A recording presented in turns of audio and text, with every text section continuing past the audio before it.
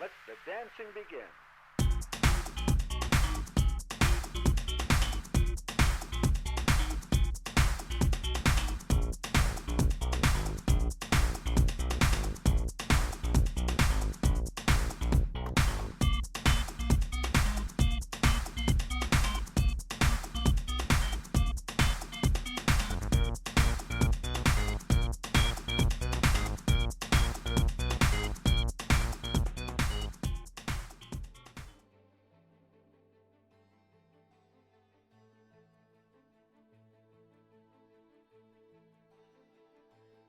Team versus Akuma Sabers. And I am so happy to be here, not only on the Diamond League broadcast, but also with one of my favorite casters, TDS on color. How you feeling today? It's been a while since I actually got to cast anything League of Legends related, so I'm excited to see what will happen tonight. Obviously, early on in the season, so it's not like we have to make a lot of big questions about these teams, but it's going to be fun seeing how everything kind of sets itself up, especially because it's also newer patch with newer things to try out and see how they perform. And even though Briar is not going to be enabled and people are still struggling with the champion, I'm excited to see what they are going to try and look for in this current patch. Amumu already being covered, which I already think it's kind of interesting from Akuma.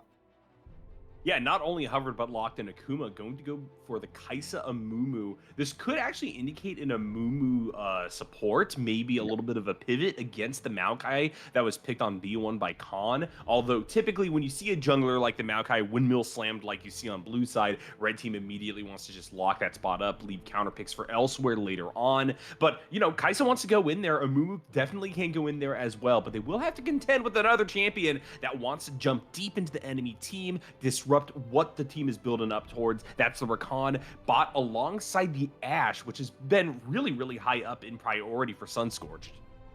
100%. With the Ashe pick here, you have a lot of good range, plus initial engage that you can accomplish without having to rely solely on the Rakan or the Maokai. But in terms of being able to force fights to happen, really nice to see Ken Esports having these sort of tools around them. That being said, because of the Ashe, you do want to draft another big source of damage elsewhere, because she is great following up on damage, but she's not really going to be the primary carry that you're looking for in a composition. So interesting seeing what Ken Esports is going to go for. And like we were kind of alluding to with the Mumu, may have been a support pick, but with this Nautilus, I'm kind of already guessing it's going to be Jungle and Mumu and the Nautilus in the support position.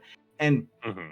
trying to have a lot of dive potential for this Kaisa. She can go into the back line. AP Kaisa has been dying out quite a bit, so now with her physical build more prevalent compared to before, I would say they are going to look for those fights into the back line, trying to force into these hash and trying to get onto the back part with enough damage to blow out these important targets. That's why I think the Shen ban kind of smart as well here to not have extra shielding for this Kaisa.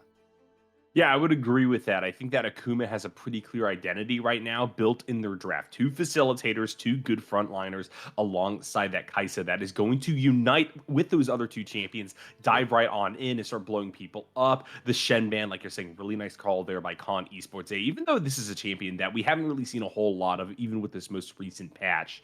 Now we have the Aatrox and Silas knocked away by Akuma. They know that they have a bunch of solid ults on their side that they do not want to have stolen, and Con Esports really do kind of need that high damage physical threat to follow up on stuff like the Maokai roots that come through off of Nature's Grasp. Let's see how much damage they're going to actually grab in this second phase. First, though, Akuma's getting some more damage of their own. They're getting themselves a Yone, most likely to go into the mid lane. And the Yone here try and have that extra follow-up damage onto the Kai'Sa like we were alluding before as well. Really nice champion to play with, a lot of damage later on the game, and side lane pressure as well is going to be really, really good for Akuma. That being said, Syndra getting picked here, trying to answer back with a bit more control over in the mid lane, and then also the burst damage potential that you really like to have when looking at certain champions like the Kai'Sa or the Yone to get them out of the fight as soon as possible. Plus, potentially the Renekton here, and I actually wouldn't be against the Renekton because you would love to have this sort of PowerPoint lanes to try and play off of as the Maokai. If you're able to snowball really quickly the game, then it makes it really hard for Akuma to find the strike that you're looking for in the mid game. So having the Maokai be able to go to bot lane, to mid lane, or top lane can enable him quite a bit. But there's also the chance for a counter pick here.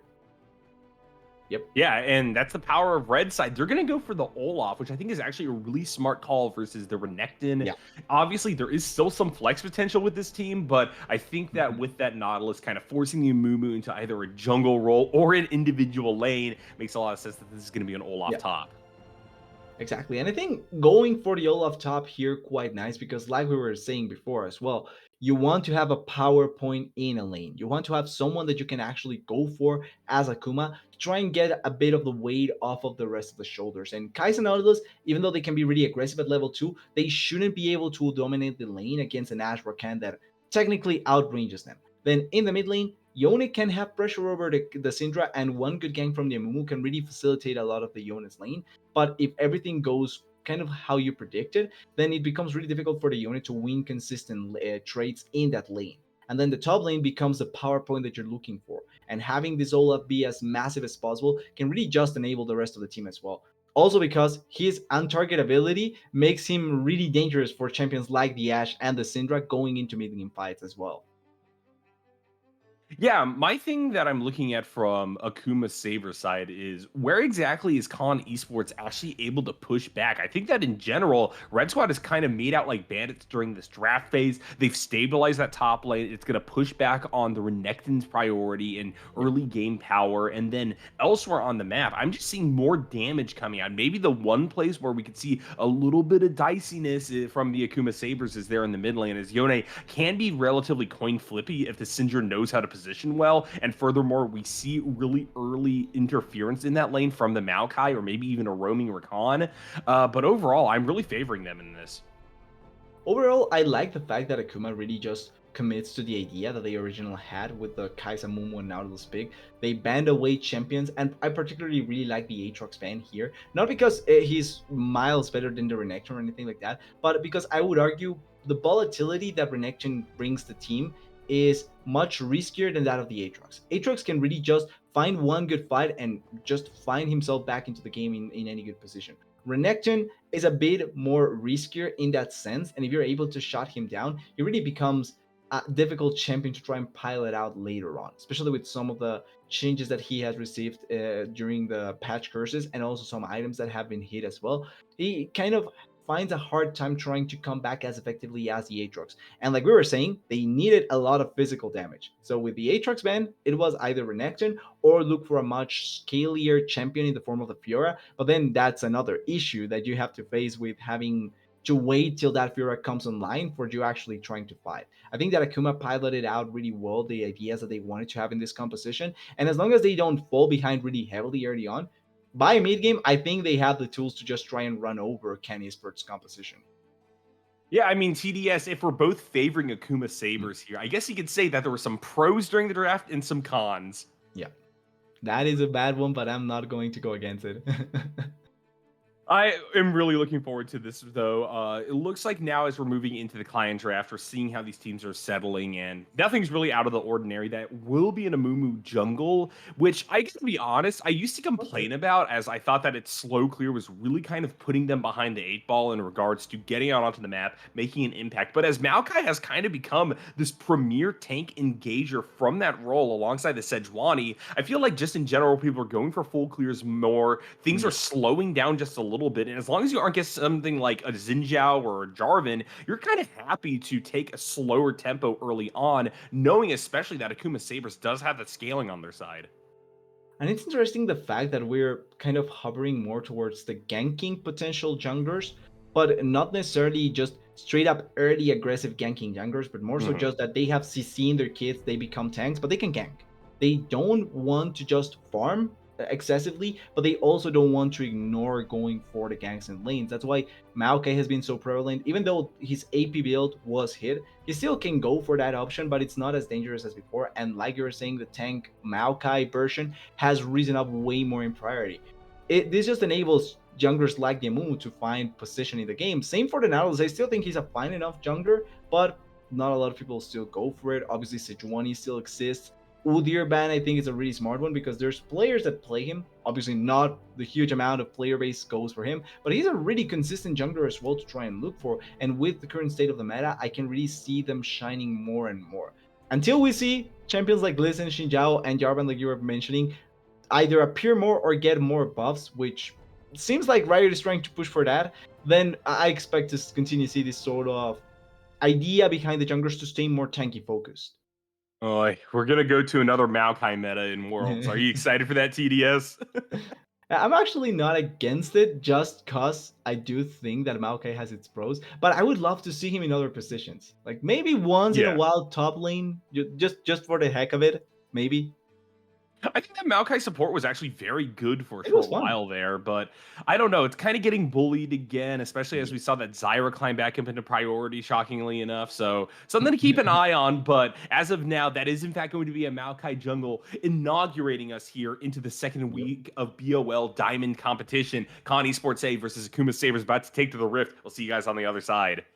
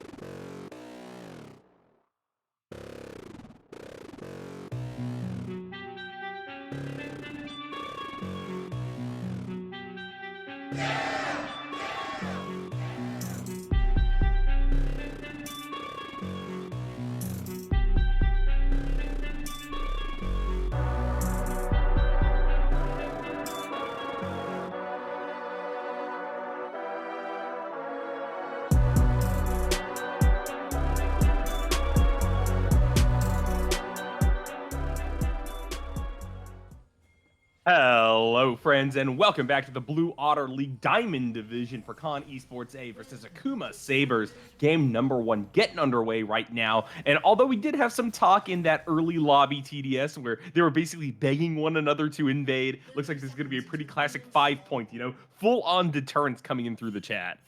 I'm fully disappointed after that. If you're going to say please invade, you either invade or you live your life in Cardness. Yeah, unfortunately, it looks like Han Esports A gonna play prudently, and that makes sense. Akuma Sabers, though, come on, guys, you got the Nautilus, you got the Amumu, and you aren't gonna at least try to run at the Ash. I feel like that is an opportunity wasted, especially to note that Sunscorch did not go cleanse here. They feel that the knockups that are going to be coming out of Remat kind of means that the Summoner spell is useless. They're just going to have to tough it out, and hopefully Yarg will be able to cover for them. But given the fact that the Rakan has Ignite, it makes this lane a little bit volatile for Khan. Yeah, the problem for the Ash here in that sense is that because there's so many there's so much point and click CC on Akuma, means that any missed position that you have, you really have no second chance. But also maybe because it's the case that there's so much point and click CC that it wouldn't have mattered anyway. So trying to create distance probably feels a bit better for the Ash in that sense. But Rakan, I'm surprised with Ignite, like you're pointing out. I would have thought you would go for a bit more defensive or save summoner to try and provide for your Ash as well, just because she's one that will feel most of the pain when thinking about engage potentials and things like that. I've thought about this long and hard, TDS, and this might be absolutely unhinged, but you tell me. What do you think about Cleanse on Rakan versus Nautilus? That being said, double knockup. We can talk about it after this. Ignite already dropped. Arch being whittled pretty low. Sunscorch with a full health bar. Gonna walk forward here. Remat doesn't have the hook up, and Arch is therefore gonna have to make their way back to the tier 1 tower. I think it's a big win for Akuma, that play, actually. Both are level 2, so it's not like you need to try and greed for the wave anymore. And you didn't use any summoners. It was Ignite and Ghost for absolutely nothing. In a fight that, and this is something that I was going to mention, you don't typically win the 2v2 between the Rakan Ash and the Nautilus Kaisa. Like, you win the lane by pushing it, but not by actually killing targets. So I just feel like a wasted chance there, and now something that Akuma can look for. Oh, no. Seems like it's going to be another advantageous lane for Con Esports A here. Dobbin going very, very low. Alfeade has wave control once again, and this is an awkward spot for the Olaf. Alfeade just going to heal up, knows where the Olaf is, and there's the flash. Slice and dice first blood for Con Esports. Yeah, and we need to remember that, yes, Olaf has immunity at level 6, but this is not level 6. This is level 3 Olaf, and even with your flash, you cannot escape the death. Crucial kill there for Alpha, or maybe not crucial, but big, just because of the fact that there's no teleport. That means that Dewey not only has to come back to the lane, but Renekton doesn't have to expend his either. He can just come back naturally with the wave pushing back to him, and then if something goes horribly wrong, he has a teleport to safeguard himself back into the lane. This is great to see, TDS. Not only am I getting to reunite with you, but I'm getting to reunite watching Alfeade play. It's pretty impressive stuff, and now Mui's in trouble here in the mid lane. Sir Ryzel, a little bit too low to go for something like a tower dive, but Potato Senpai is going to have confirmed control over this wave mid. And I did want to touch upon the fact that Mui is really kind of gambling in this lane, going for as aggressive as they are, some of the plays that they want, because if you don't hit that Q stack knockup at the very beginning of your engage versus Potato Senpai, Syndra's going to be winning these early trades. Yeah. The main thing, and you can see it already in the CS diff, right? It's 31 to now the Yone will recover a bit, but it's like you're pointing out. Typically when we see the trades from the Yone, you always play with a threat. Wait, that's a good trade there onto Dubin, although he's going to heal back quite a bit of it. Oh, Alfeade. Once again, teleport. This can, as long as he doesn't die, he comes back into the lane with teleport. Or Maokai gank. 100%, and they're actually going to try to go for the kill here. 4 caster minions are going to be auto-attacking the Renekton for the time being. Sir Ryzel here to cover. Dobbin greeting a little bit, and now they're engaged upon. Bramble Smash going to land, and unfortunately the Reckless Swing can do nothing. Now the Maokai's getting in on the action, and that hurts for Akuma Sabers. And you can see the amount of damage that Alpha Day can deal here. Sir Ryzel is also staying up here. They're trying to push the wave, but Amumu, maybe with a good flash, she can try and thread the kill. No, she's just going to collect the wave or hold it, whatever happens. I mean, Amumu does have to be careful. Alfeide's going to stay. Not really much to heal off of, but the Renekton can still be a threat, and Amumu at level 4 doesn't have a lot of damage. Yeah, he's trying to hold the wave, which I really like the fact that he's holding it for the Olaf, which has no teleport, like we were saying. Mui may have to... No, he's not going to have to flash, which is the most important part. But going back to top lane quickly, Alfede still has teleport. So even if you hold the wave, it doesn't really matter because he's just going to come back and open it up once again. The only way that this can work really, really well for Akuma is if the Amumu re-ganks, which at the very least he's hovering topside.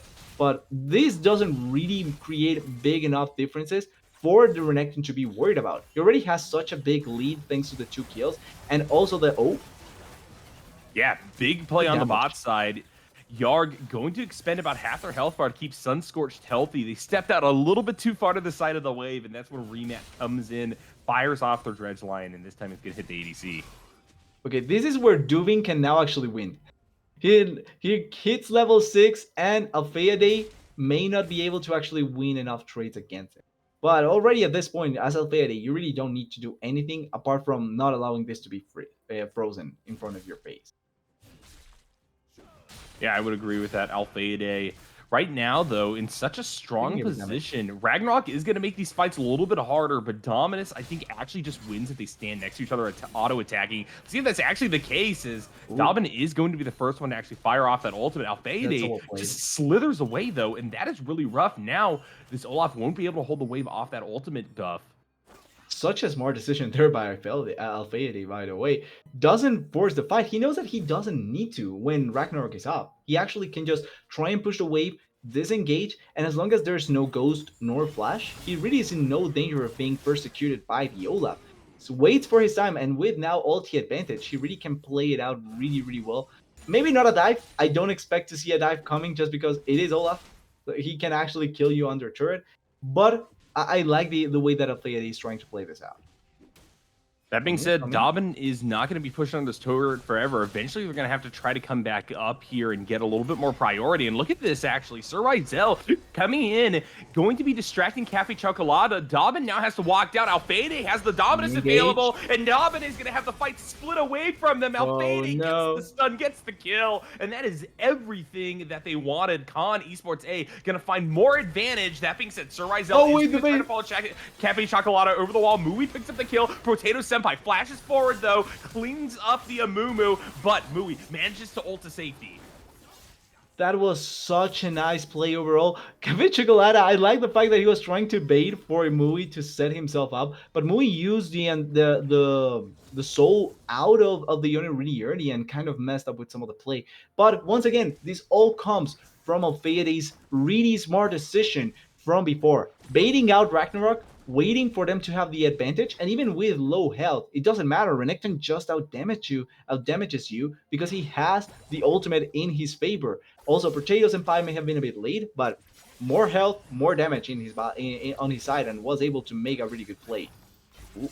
Nice. He gets the knockup on our Potato Senpai, but look at Yarg. They want to go in on this. They're going to succeed in killing the Yone. Rematch in a lot of trouble now, having to sit under this tier 1 tower. Amumu is there across the wall as backup, but still, this is a beneficial movement across the map for Khan Esports A, because look at this. Sunscorched is going to have control over this bot lane for the time being, and Alfeade returns triumphantly to top with the double coverage at the Rift Herald. Triple coverage, in fact. Yarg is going to stay in this area. And overall, things looking so good for Blue Squad. Would have liked to see Alfeade hold the wave a bit more, just because of the Rift Pearl that they are currently getting. If he just holds it, they can try and threat for a dive, but there is Ragnarok, so maybe not looking that aggressively into it. That being said, once again, really well played by Khan Esports. They have the upper hand in terms of not only objective control, but also lane control. They are running each of these lanes really well, and even though bot lane is looking like the most dangerous one with the Ashe not having a lot of the CS advantage, which is something you would typically get to see in this matchup, it doesn't really matter. You're winning the rest of the map. Alfeade has the Dominus again, going to continue to try to bully Domin, but look at the Reckless Swing! A shutdown for the Viking and bot lane. Yarg's in trouble. Arch is just going to activate their ultimate, jump forward, get the kill, and Sunscorched find themselves in a 1v3. Sir Rizel fires off the Nature's Grasp, but it's too late. Arch is going to have the route blocked away from them by the heroics from the Amumu Cafe Chocolata, and Rematch now going to engage upon this Maokai, who is trying to do as much damage as they can, but a tree alone will not be able to take down the Akuma Sabers here, and that is 3 kills back to back. And that's why you have cleanse. With Cleanse there, you probably get the kill onto Arch. Really unlucky there. But the biggest thing we have to talk about, top lane there. Alfeade finally making a blunder there, and Dobin actually taking advantage of it. You cannot fight this Olaf with Ragnarok. It just destroys your whole combo. And maybe Alfeade, because of the item advantage, thought there was going to be a much better chance to actually win the fight.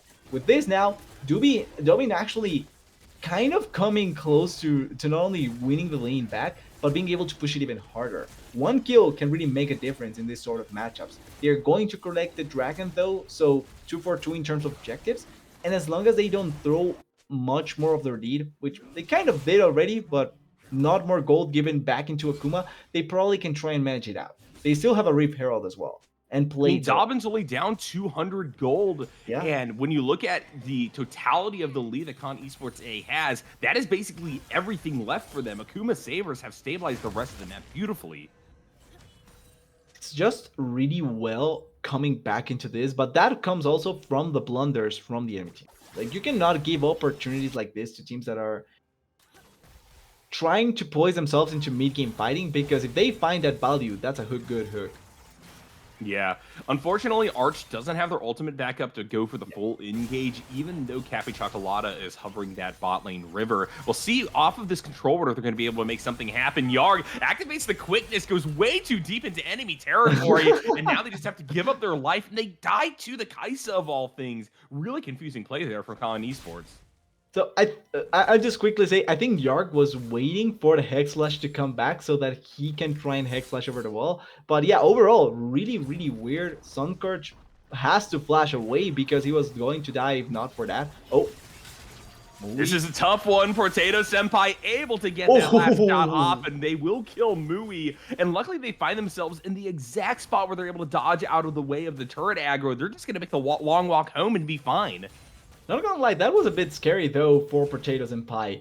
Almost killing himself in a position that he really didn't need to, but gets the soul kill onto Mui, doesn't die, able to deny more minions onto this Yone, and now you're looking at a spot where even with the rest of the blunders on the rest of the map, at the very least, you have this really, really strong Syndra that is going to keep on scaling really well. But quickly to point once again onto the bot lane play that we just saw. I really dislike the way that both Sunscorch and Yark were playing that, because there was clearly a disconnect. Yark was running away, and Sunscorch was trying to go for a trade. But once again, no cleanse. That means that you have no say in terms of the aggressiveness that you can opt into. One bit of CC just destroys you completely, and guess what happens? The Ashe is in a bad spot, has to run away, and the Rakan is once again as well in a bad spot trying to cover for that. I think that's a perfect opportunity, by the way, to also mention that Rakan there with Cleanse would have been perfect because he can save himself a bit better from that trade. And I think, going back to your question, I think Rakan this game with Cleanse would have been amazing to see.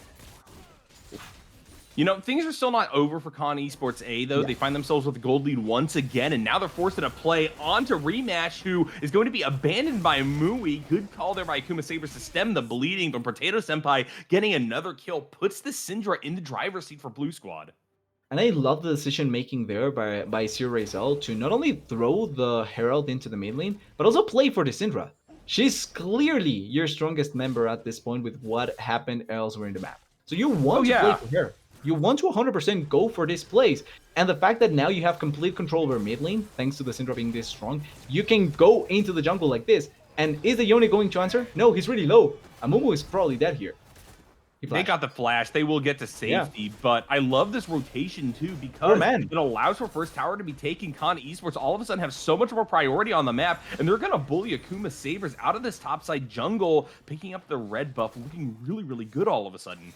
And this all comes from just that one decision to play for the Syndra. Like, Potato Senpai essentially won the lane by himself already, but when you go even harder in it and try to put even more pressure onto Mui, then you can get this sort of place. A lot of control over the topside jungle, mid lane turret down, you get to go into the enemy team's side without having to worry much. And realistically at this point, there's no magic resistance on essentially, well, actually there's one bit. There's the boots on the Nautilus. But that's it. So that means Syndra is going to be dealing so much damage to all the members on the enemy team, and you have no real way to stop her apart from hard committing to kill her.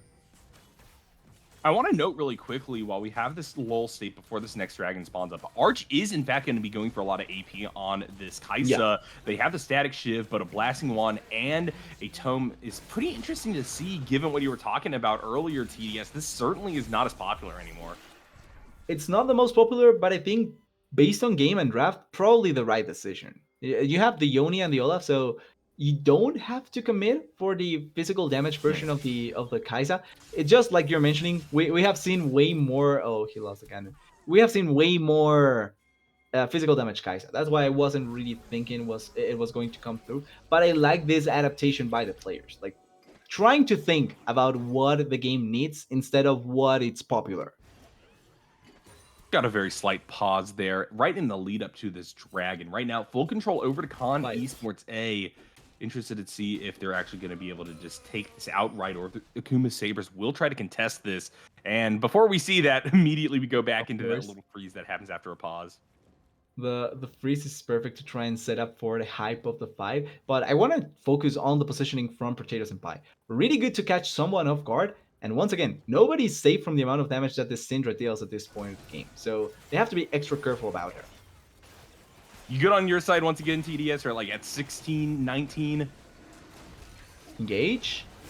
Yeah, okay. Looks like we're going to be on track to watch this fight happen. Double knock up there from the On the Rakan. back, on the But back! look at the sandwich. Mui goes in, hits their ultimate, and they're cleaning up inside of the river. Akuma Sabers hold on with low health bars, but a double-double onto their mid laner will mean that Khan Esports are forced away. That is going to be a 1-for-4 so far, and Potato Senpai's trying to hold on. Daba does have the flashback. Mui now taking that frontline position. Looks like the Syndra will live another day, but Akuma Sabers fire back right at the perfect moment.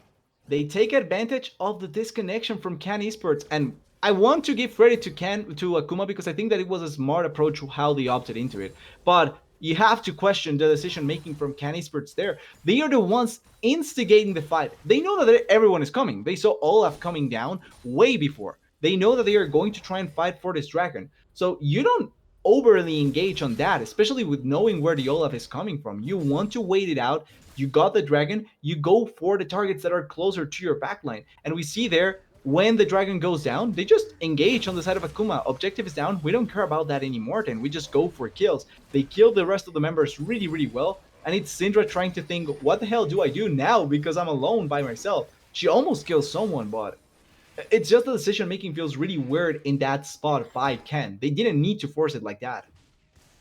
And this is the difference between fighting against a Fed AD carry versus fighting against a Fed mage, which is the case as to what Khan Esports is playing with. You actually can just ignore Potato Senpai. You can just blow up everybody else if you have sufficient burst on your side. And with a beautiful Fate Seal like what Mui got off, you certainly do have that power. Now, Potato Senpai in trouble will have to flash away from that little bit of damage that the Yone was packing, although no kill will be secured here by Akuma Sabers. Gotta say though, must be really fun that you essentially can be one item behind, one more kill than the enemy mid laner, 2 levels ahead, and he still almost one shots you. That has to make a lot of sense when you think about how the game is set up. Yeah, it's a very rough spot now for Khan Esports. The gold isn't really reflecting the fact that I think Akuma Sabers have gotten over the hump of this game. You talked about it yourself during the draft phase, TDS. Scaling favors red team right now, and look at where the gold is concentrated. Mui, Arch in particular, very, very menacing. And while we do see Dobbin probably about to get killed under this tier 1 tower, and Ripchild is going to open up the gold lead even more, this is slim pickings versus what we already saw around that last team fight. Akuma Sabers are just waiting and raring for the next dragon to spawn up, for there to be something else to contest on the map. And Khan Esports now, as we're about to crest over the 20-minute mark, have to be wary about taking any 5v5s because of the chance at a victorious Akuma Sabers just getting themselves Baron and ending the game. At the very least, though, here, forcing this Herald and not taking any more casualties, actually moving around even some members from Akuma, I think it's a really smart choice and something that can benefit them in the long run. They not only get the turret plus a kill, they are also going to get bot lane turret from the Syndra. She's by herself and no one has teleport, so no one can respond onto her. I think that those moves can really set them up once again. And another important thing, the fact that it's Chemtech Dragon. It's Chemtech Soul, which means that even if you give up the dragons, it's not going to be the end of the world. And you have to play for your Syndra now. You have to allow for her to get even stronger later on in the game and try and have her have enough damage to burst targets out. Because she can one-shot the Kai'Sa in the late game. She can one-shot the Yone in the late game. Just getting there. Con Esports A do manage to jump out to a larger lead once again. I'm getting a little bit of freeze on my end one more time, TDS. But I think that this is giving us a little bit of time to digest exactly what's going on. Con Esports actually are starting to widen the gap more than I thought when I first made that call earlier, where I said that Akuma Sabers are going to start out scaling. There's going to be another fight where I think Blue Spot could be advantaged. I don't think this Baron is it was ever going to be an actual thing to worry about if you're a Kuma. Like you take it really really slow, especially with a Ashe that is just one and something item. Like she doesn't have enough items to actually deal damage, so probably not a worry you care about as much as Akuma. And the game of vision now becomes much more important for each of the teams. I do want to see though if they play for the Ashe Arrow. We haven't really seen any Ashe Arrow engages at any point. I think they're going Baron again. Again, yeah, and we'll see whether or not this is going to pay off. It looks like it's just going to be a little bit of a dance around it rather than any full commitments. That makes a lot of sense. Con Esports are the ones with priority here in the mid lane, but I actually don't really know how they're going to be able to take this quickly enough. Yeah, I don't think they take this quickly enough. They are going for the back though. Oh, I think that we maybe desynced a little bit. I mean, they're definitely trying to take this. Olaf is on the far side of the map, so it might be a bit difficult for them to do anything. Let's see. Cafe Chocolata waiting to try to find the engage, but here comes the Nature's Grasp. They're going to jump right through it with the bandage toss. Here comes the flank from Akuma Sabers, but an Enchanted Crystal Arrow is going to be fired right down the alleyway, and now the Syndra has gotten online. Potato Senpai with the double kill. Arch being chased to the ends of the earth, and Dobbin only now coming in for the play. And perfectly defined the fight that they wanted for the Baron. I still think it's not the smartest choice with how they were trying to set themselves up, but they found the perfect fight where both Sunscourge and Potato Senpai were left untouched. As long as they are not in a spot where they are going to die, they feel perfectly fine. And crucially as well, once again, we're talking about this important point. Dovin has no teleport, which means that he has to be in the fight to actually matter. He has to be close by to actually be a part of it, and he wasn't close by. He's way too far away from anything happening, and that means that the fight will not turn in their favor. Now looking for the next dragon, but they already have two in advantage, so it's not like they care about it. And now with the Baron Nashor buff, it looks like Con Esports are well poised to take this game number one. They got to make the most out of this push, though. They have quite the artillery to play off of, and it looks like they're going to go for another engage. Maokai trying to chase down Akuma Sabers. Good front landing by Dobbin, but unfortunately, too much damage. Tanky enough to sustain through all of this. Another Fate Seal down onto the backline, but it might be too little too late as Arch is blown up by the Syndra once again. Mui trying to hold on, but it will be a 3-for-5 ace in favor of blue team. This Syndra is just simply monstrous. Even with a perfect angle to force the fight once again, Amumu may have died really early on, and same for Dovin. But you still find such a good angle to force into the backline, but they simply weren't able to burst them out. Syndra destroyed Arch. Syndra got so much damage down, and then you have the Renekton that even though didn't have the best of, or had some hiccups here and there actually, it's still finding so much value with his ultimate, and I love the fact that he went for the... I almost always forget the name of the item. The Shojin. Yeah, he went for the Shojin. Yeah. So he's active. His uptime with the ultimate is almost always going to find so much value for him, and he's finding really good fights with it. Yeah, Con Esports will lose quite a few of their Baron buffs there, and so therefore their actual push on the map this time around isn't exactly the best, but it doesn't really matter. They've bought themselves another 10 minutes of dominance versus Akuma Sabers, pushing to about a 7,000 gold lead against the enemy, and that is plenty of space and time with which to just slowly whittle down the rest of the map, Baron or not. Such a good spot to be in now with the amount of pressure that they have. And like you're pointing out, even without Baron, the control of the map is just simply so high that I'm expecting to see soon enough the collapse onto onto the base and trying to open up as soon as possible. But I feel like there's timings now that Akuma are losing out on. Like even the fights that they could have won before are now going to be way, way, way more difficult than they were going to be before, and Mui is going to die. Okay, he escapes. Still have their Q available. They're going to get behind the tower, but the tower's not long for this roll. That's certainly going to Yep. die. One thing certainly dies, and the turret, now that's the last other turret that they were going to worry about. They have more space. Oh, Domin, I think you're alone by yourself here. You have to ulti. They really wanted Sunscorched, but unfortunately, now Ooh. they're going to be hit right as the Ragnarok expires by the Enchanted Crystal Arrow. Here comes the flank from Alfade, popping the Dominus, going down onto 2 members, and nobody's touching Potato Senpai inside of the bush. Another pick, and Akuma Sabers are forced back into the base. And it all starts with Dobbin being in a really, really weird spot. And this is the thing that I was trying to mention with the timing being kind of off for Akuma now. They may find really good ultimates on certain targets, but they just simply are going to get not only collapsed, but as long as Potato Senpai and Sunscorched are left in touch, there's barely anything that you can do as Akuma. It's really difficult to get on top of them, and even if you do, Syndra press the outplay button, and that's it. Look at that damage.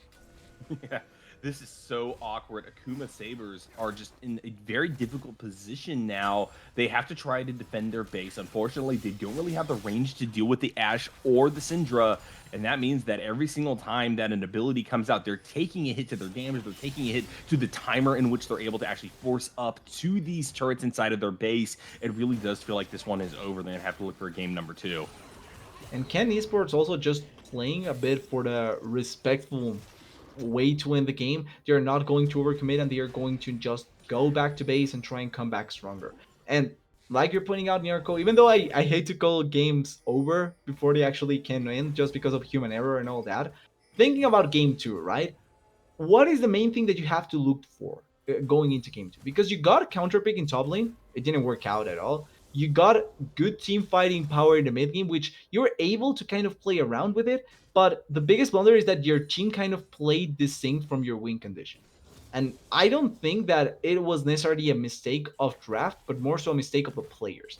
So in that sense, I'm not sure what they can try and look for correcting, and Arch just dashes away. Oh, This is going to be a pick onto Yarg, I interesting think, and with Rakan going down, also baited Alfade into the area, Teleporting in. Flash forced out, and while Mui is going to expend teleport and they can't quite get on top of the Croc, I don't think that Con Esports can actually turn this around. They're just going to have to back off for the time being. Yeah, they end up losing the Rakan out in that play, but they did force out essentially 4 ultimates out of the side from Akuma, and they just got the support pick. If they were able to kill the Renekton there, probably could have looked into more aggressiveness onto the mid lane turret, but doesn't turn into much. Showing signs of life, which is good, but you want to try and get something even more important out of that play, and if they are not able to find anything else, they're just simply going to wait out for the Baron to come back up and try and get it on the side of Can Esports. Well, TDS, the good news is that if Akuma Sabers are looking at game number 2, there are interesting moves that Con Esports are making that are not paying off for them in this one. Yeah. And if they don't develop, there will be mistakes to exploit for that second round. So let's see whether or not Con will be able to clean it up. First and foremost, though, we got to see the end of this one. Another Baron taken by Blue Squad. Seems like that Rakan pick was just a blip on the radar when Akuma Sabers was this far behind. We'll see whether or not Con will just be able to end it here and now. I was waiting to see if maybe Café Chocolate just goes in with a flash and tries to predict the Baron potential still there. Just like a fun play to maybe look at, but I'm just... Yeah, I mean, Amumu had the resources to go over the wall, but perhaps you need those to flash in, try to get a 5-man curse of the Sad Mummy and turn things around in a little bit more tangible and employable of a way. That being said, this is going to be the Chemtech Soul going over, and Con Esports are really slamming the door shut on Akuma Sabers' win conditions.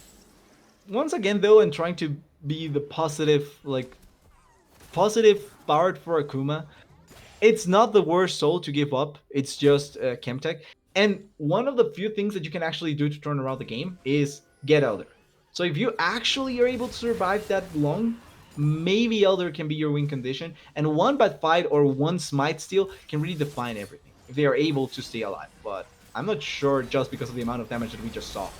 There's the Curse of the Sad Mummy, not quite the 5-man that they're looking for. And now look at the Scatter Yep. Week. Once again, you can't Bye-bye. touch Potato Senpai, and they are running over. over. Akuma, Sabers, a triple kill for the mage in the mid lane as Esports A thunder into this Nexus. They will obliterate these towers and notch up game number 1. And I was trying to give them an out, Nyarko. I was trying to stay positive with the Elder take, but honestly, you can just look at how that last fight goes. They try to force it really heavily with their game plan in mind, and I cannot fault them. That's the way that they drafted for this game. They went for a composition that goes in and forces fight.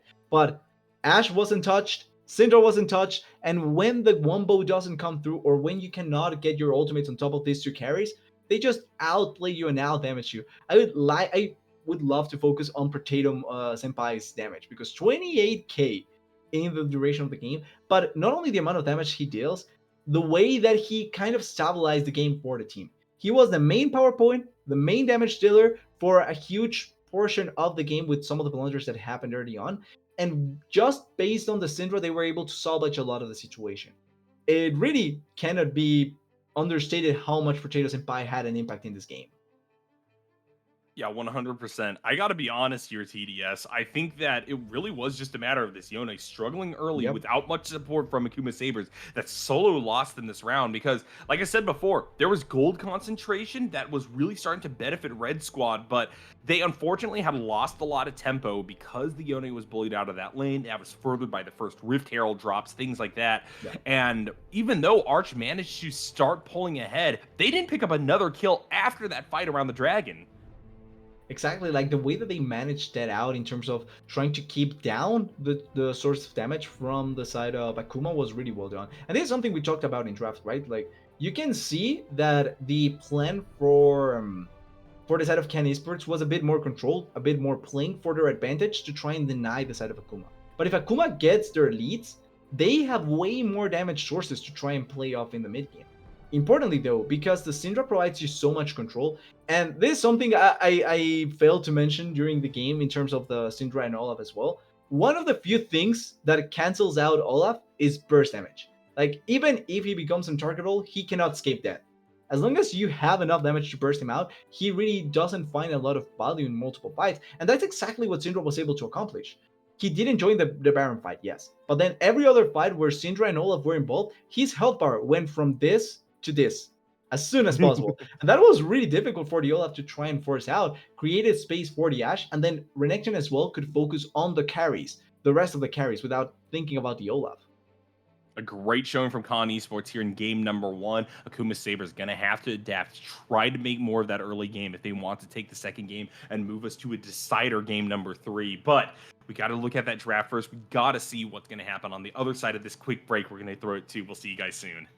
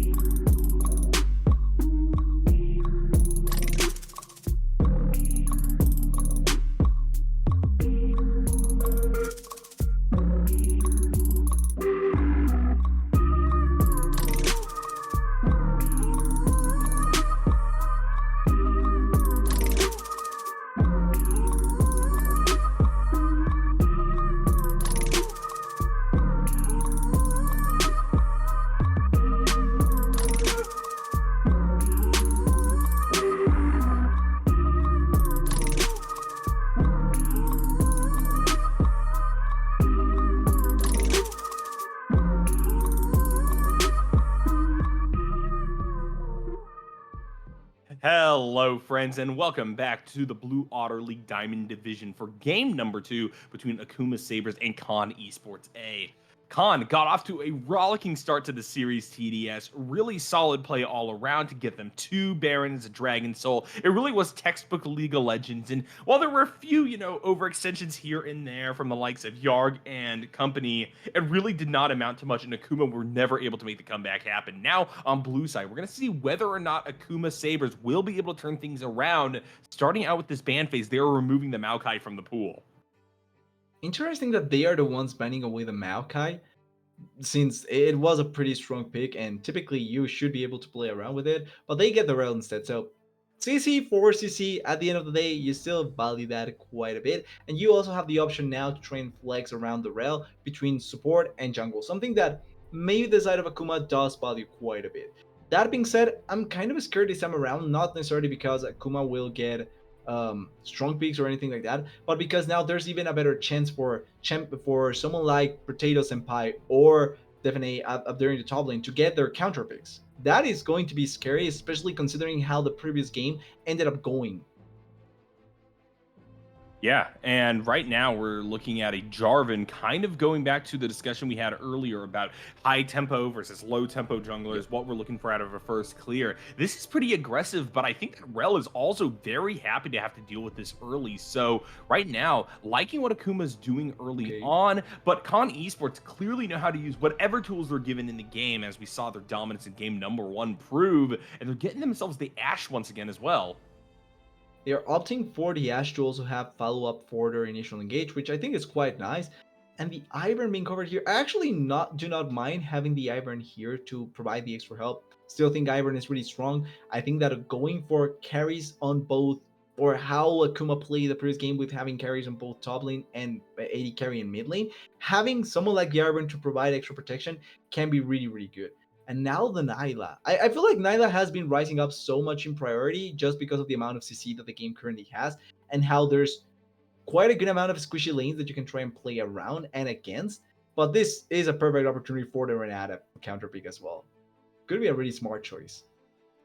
Yeah, Renata is a champion that we don't get to see a whole lot of because it really is relegated that counter pick, but Khan Esports definitely considering grabbing it here, and I really would like to see it locked in. It will be grabbed. I love That's that. I good. love that.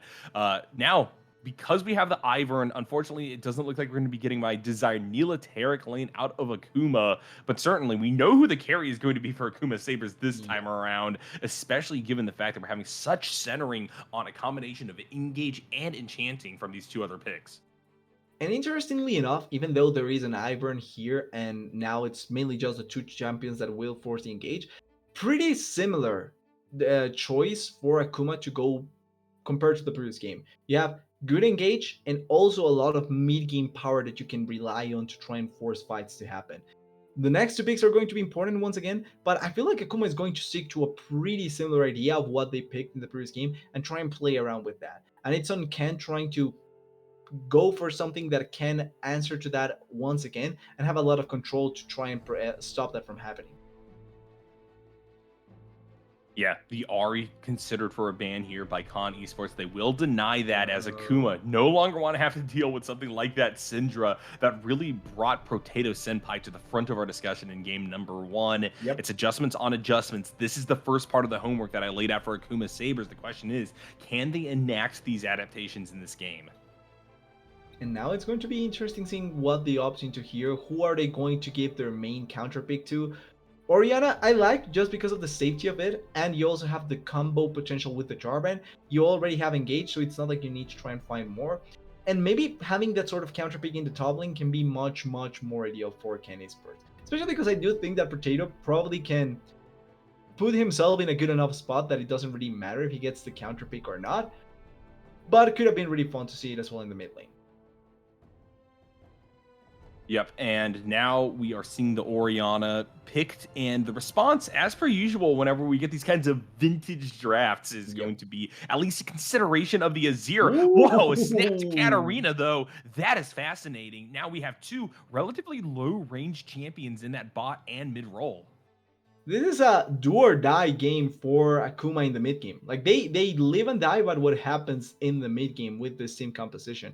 Katarina, Can't say a champion I know a ton about, and also a champion that I tend to see a lot, but certainly going to be a really fun champion to try and check out how she's going to perform. And they close it out with the tank. Probably would have liked a bit more engage on their tank. Cyan, Malphite even could have been really interesting just because of the immediate engage potential that they provide.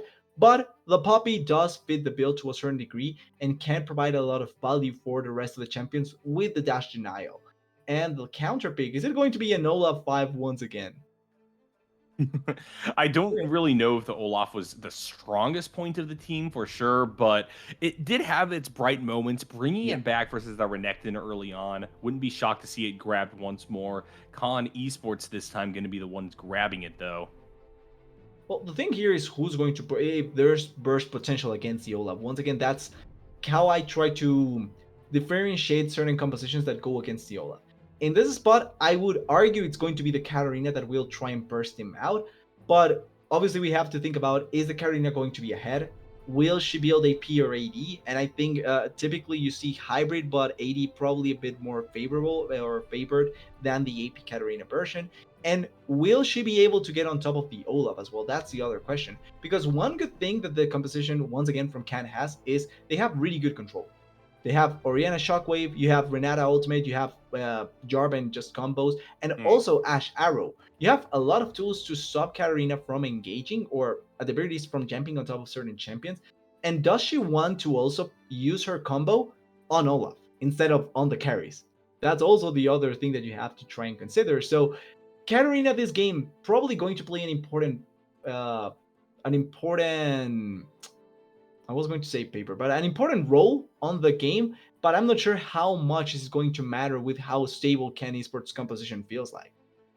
Yeah, and we look at last game, and I don't really think that we saw Mui pop off. They had one really good play in that river where they were set up beautifully by the rest of their team to hit that fate sealed, but Yeah. you're going to need moment after moment like that on this cat arena in order for them to become this unkillable menace that's able to blink in and out and obliterate the squishy champions on Con Esports A sides. But we've already seen that this red squad is so solid at coordinating these plays that really seem to put Akuma Sabers on the back foot, and now it feels like the Cat Arena is going to have a lot of resources dedicated to them to keep them Mm-hmm. at all relevant if they fall behind even a little bit during the early game.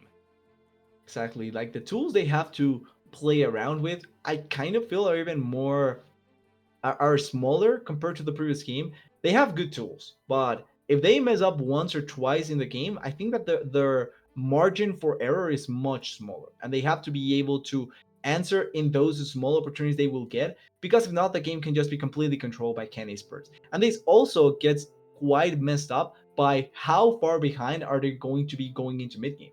If they start a game with the 3 lanes losing, they don't have pushing power, they don't get any kills, the game doesn't become magically better for Akuma. Like they have good tools to force fights in the mid game, but once again, margins are small. And if you are going really far behind into those fights, the margins are going to be essentially one fight and that's it.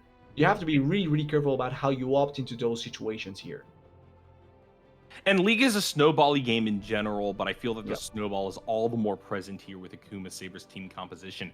Not a whole lot of range on their side, so you really want that space control around neutral objectives. You want to have priority to be able to claim those kinds of Yep. things early. And Con Esports showed that they were putting on a masterclass on that front in game number one. And Akuma actually, I think, fell behind most crucially because they were struggling to really make the most out of tempo swings in their favor. And frankly, at this point, with Neela Katarina be so ill-equipped to do anything without the help of the Rel or without Ivan hitting a good route, this could just be a roll. And this time around, Con Esports, I think, are coming out with a superior draft.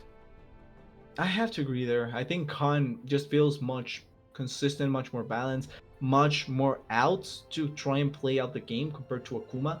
And I tend to prefer that in any sort of composition. That being said, obviously, we cannot take away anything from Akuma. If they get ahead, it's quite easy to execute on their composition. Like, one of the good things about Akuma's comp, it's pretty straightforward.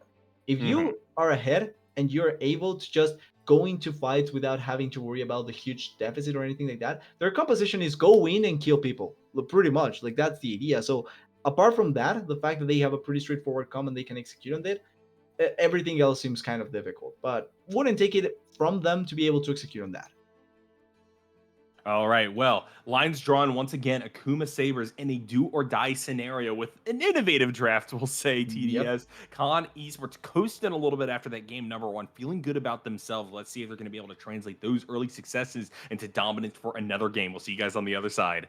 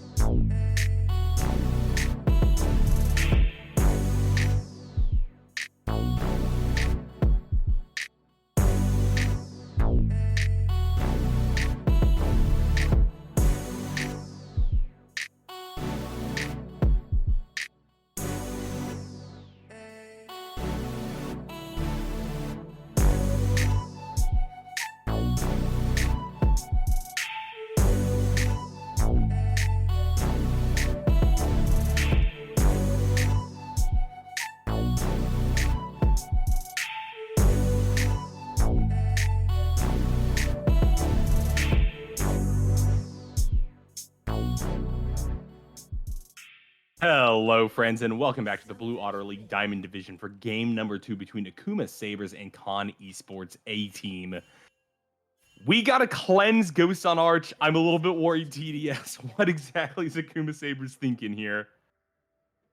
Once again, I think it's all in. It has to be the idea of just going all in and playing around the fact that if you die or if you get CC'd, it's done for you as Arch. So they are going to try and just force their way into the fight and hope for the best. That being said, there's a huge risk involved in that. No escape tools, no way to try and be alive by yourself, and you are committed to going in. If you go in, that's it. There's no second chances. There's nothing more. You have to commit. Yep, Akuma Sabers is in a position where they have to go aggressive. They got to commit. Could turn into a little bit of a disco here. I'm a bit worried about that, TDS, but we'll see exactly what happens in this lane. All eyes going to be down here. Also in that mid lane, Mui, I think, is going to be someone to really watch out for because this Katarina can be a bit of a do or die, like you were talking about. Maybe a little bit coin flippy even. Right now, we're seeing that melee versus ranged matchup already starting to pay off for Potato Senpai, going for that priority in the mid. As always, these matchups almost always begin actually turning around for the melee mid laner when you have level 2 or 3. That's when you can actually take better trades and force a better situation for yourself. But as of now, really nice, or I really like how Potatoes and Pie is forcing a lot of the damage onto the Katarina and also forcing her off the wave as much as possible. Ganking potential from the Ivern is not bad, but it's not something that you typically see as much early on in the game. They're putting a lot of pressure in each lane. All right. Well, right now, it seems like Akuma Sabers are, Ooh, for the most part, doing a good job. Look at this movie committing upon Potato Senpai, taking quite a bit of damage from these that's really caster well minions, played. but they have the Aura right on the edge. There's That's the it. flash. There's the kill. Thank God we saw that come through. All right, at the crucial moment for Akuma Sabers to start making their mark in this early game. That's really well played. And as I was giving credit to Potatoes and Pie, commits the biggest sin possible in this sort of matchups. You cannot give any sort of angle for the mid laner. And it's known that at level 2, level 3, they are going to jump on top of you. They are going to find that angle. Potatoes and Pie, biggest sin you can go for, and gives first blood to one of the most important champions, or one of the two most important champions from Akuma Esports. Really well done, and now maybe we can begin seeing Mui just putting a lot of damage onto Potatoes and Pie. Yeah, credit to Akuma Sabers, and not only that, Dobbin's doing a good job in this top lane. They got a really good pin versus Alfeade early, and this wave control is definitely going to benefit the Poppy. The short range in these individual lanes, besides bot side of the map, don't really matter quite as much. I'm a little bit more worried for the late game when people start grouping and you get that artillery fired from the likes of Sunscorched and Potato Senpai. So this is the time for Blue Squad to shine. So far, they're doing so magnificently. Cafe Chocolata trying to dispute this Scuttle Crab. A little bit difficult with Ivern passive to do so, with Sir Rizel right there, trying to aggress upon the tree man. Cafe Chocolata going to try to push themselves forward. Handshake is going to deflect this initial shove from the Ivern, though. Looks like things are going to calm down inside of the spot side river.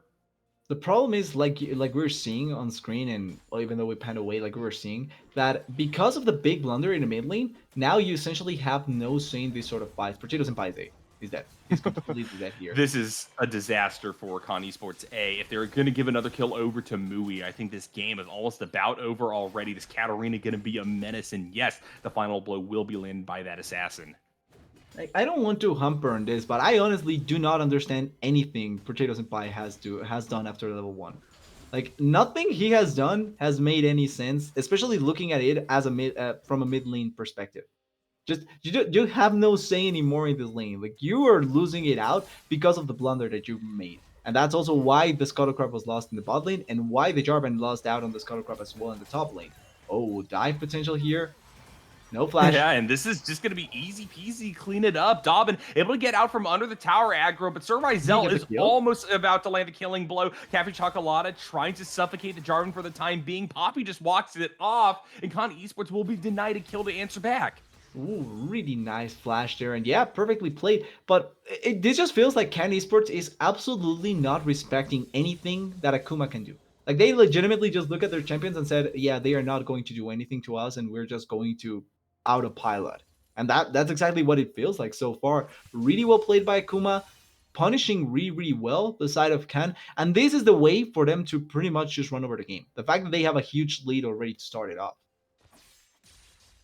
Some spam pings coming down in the chat there onto Arch. Not really sure what that's Yep. all about, but I was saying this could be Disco Nila. It doesn't look like it is actually going to be anything wild like that. Is Akuma Sabers are in the lead and quite far ahead, actually, in basically every single lane except for that bot side of the map.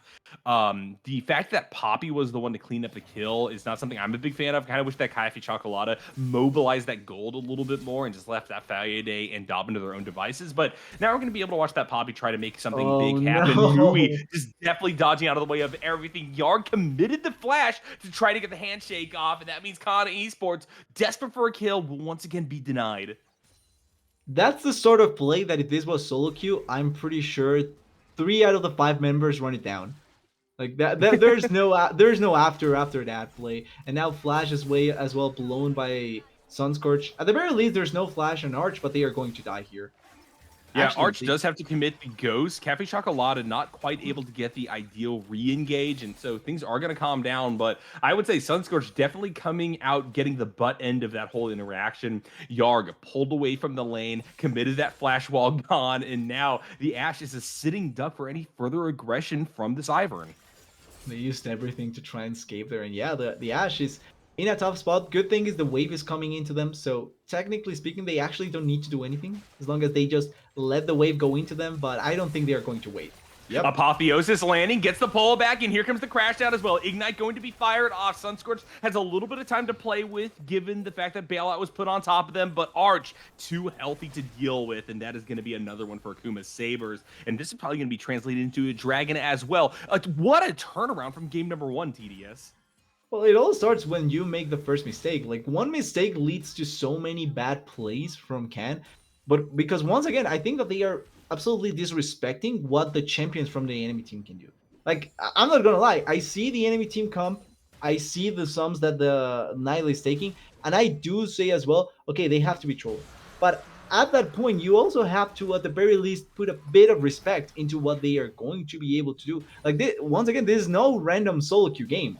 It is an actual competitive game to a certain degree, right? So you have to respect what the enemy team can do, and it feels like Can is absolutely not doing that at all. Yeah, you keep calling them Can Esports TDS, but I really think that right now they cannot win this game without massively turning things around. But how exactly are they going to be able to push back onto the map when the snowball is already set and rolling so far in Akuma Saber's direction? They're trying to cluster around this top lane, maybe go for this first Rift Herald, but we do have Katarina moving into the river, and this could be a risky call by Red Squad. It's not impossible for them to try and turn around, especially when they reach level 6 and higher and they get to the later game. But obviously, it's reaching that late game. I do think that they get this Herald for free. There's no push from the Poppy. They already were in position, and they also were able to wait it out with the Ashe not pushing herself, putting herself in a bad spot. So they were able to try and collect this Rip Herald. The important part is looking at where will they use it and how will they use it. Will they be able to use it effectively? That's the biggest questions you have to go for here. But the Nightly is really happy with this trade though. Oh yeah, 100%. Sunscorched left alone. Rematch is not going to quite go for the crash down under the tower, even though Sunscorched doesn't have any summoner spells up. That Enchanted Crystal Arrow could keep someone locked up for long enough that tower aggro just takes them down. So it's only going to be a play for plates, but still a successful play nonetheless. And now Potato Senpai is in a lot of trouble. Cafe Chocolata firing off Daisy from over the wall, able to get that root collar down. Mui unfortunately not able to relocate in time to actually secure the 2v1. Yeah, gotta say a bit too optimistic there, throwing Daisy and expecting to get a kill into the Oriana. She was not only close to the turret, but also had flash and shield up. So I respect the attempt. I don't think it was going to turn into anything, but I respect the attempt. Katarina was also really far away. But now look at the move. 4 members bot lane, they know they have no flash here.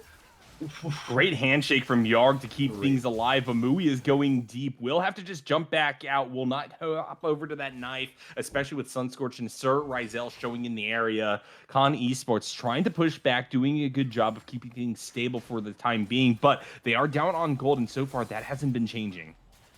They are still really far behind, and they are putting themselves a bit too far forward, maybe waiting for this to happen. Yep. And a root caller's gonna land. Here comes the Cataclysm down onto Arch. Teleport going to be channeled. Arch able to Oh, stay alive. The hostile takeover doesn't land. That allows for the apotheosis. Here comes the Death Blossom. Mui getting the double-double. Finally, Potato Senpai will get a shutdown to turn things back around. But the reign of terror of this Katarina is not over.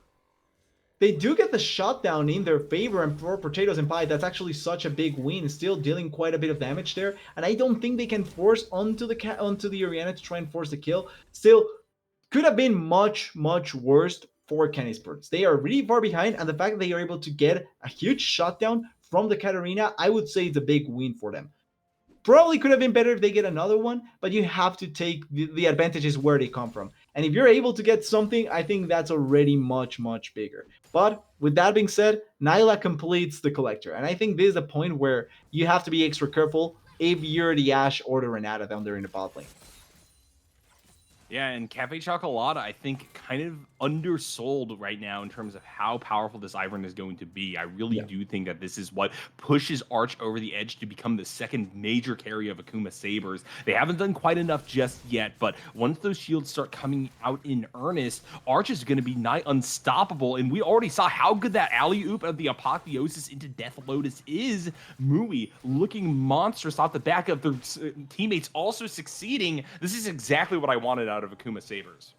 100%. They had to go in the aggressive. They had to be as in your face as they could be, and they did that in a really effective manner. You have to respect the way that they have been playing so far, and I think that for Arch, this is the best game possible to try and perform as best as you can with the Nida, with the Ivern on your back, and with this gold lead in your favor.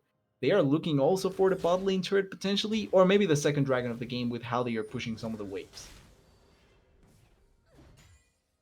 And we are on the cusp of another fight that Akuma Sabers can force here. They really want to just start building up those dragon stacks. If they can accelerate the pace of this game and jam an early soul, regardless of what they roll, it is going to be further benefit for Akuma Sabers. I really don't think there is one that is really bad for a blue squad right now, but we do have a fight here in the bot lane to start things off with Magnus. Wait, look at the Renata ult. But here comes the double Renata ult. We'll see if that's going to be enough to turn things around. Unfortunately, Sir Rizel can't frontline hard enough, and the bailout isn't enough for them to start getting resets. Cafe Chocolata will land the killing blow, and now with Potato Senpai and Mui rotating in, we could be going for round number 2. Rematch gonna go in. Death Lotus lands. Sun Scorched dead. Potato Senpai has the flashback. It's a disaster for Con Esports. They lose everything.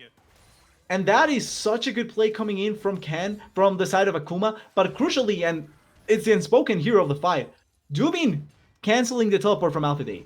That's the difference there. If Alpha Day goes there, that's a one fight for Ken. But huge ultimate cancels the teleport from the Olaf, and that means that they are now in a disadvantageous position. I think they have to call it up. I don't understand why Sunscorch and Potato Senpai want to force it even more there.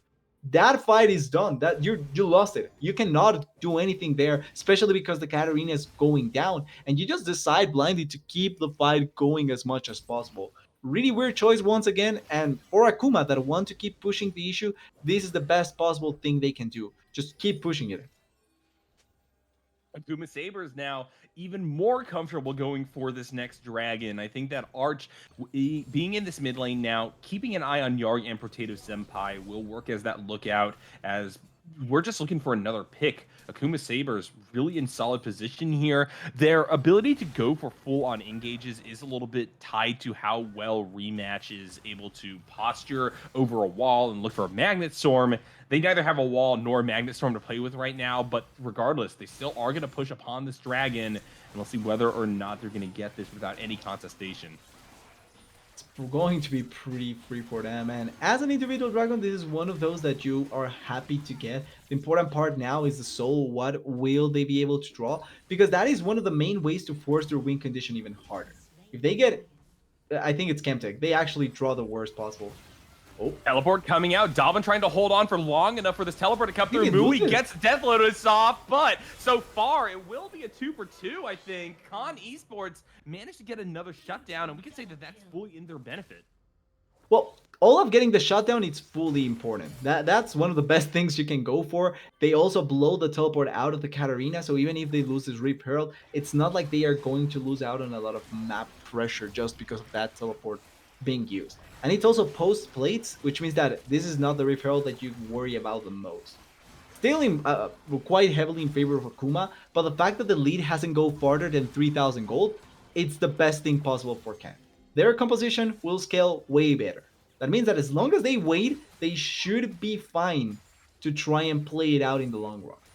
But Akuma can push the issue whenever they want, if they really want to.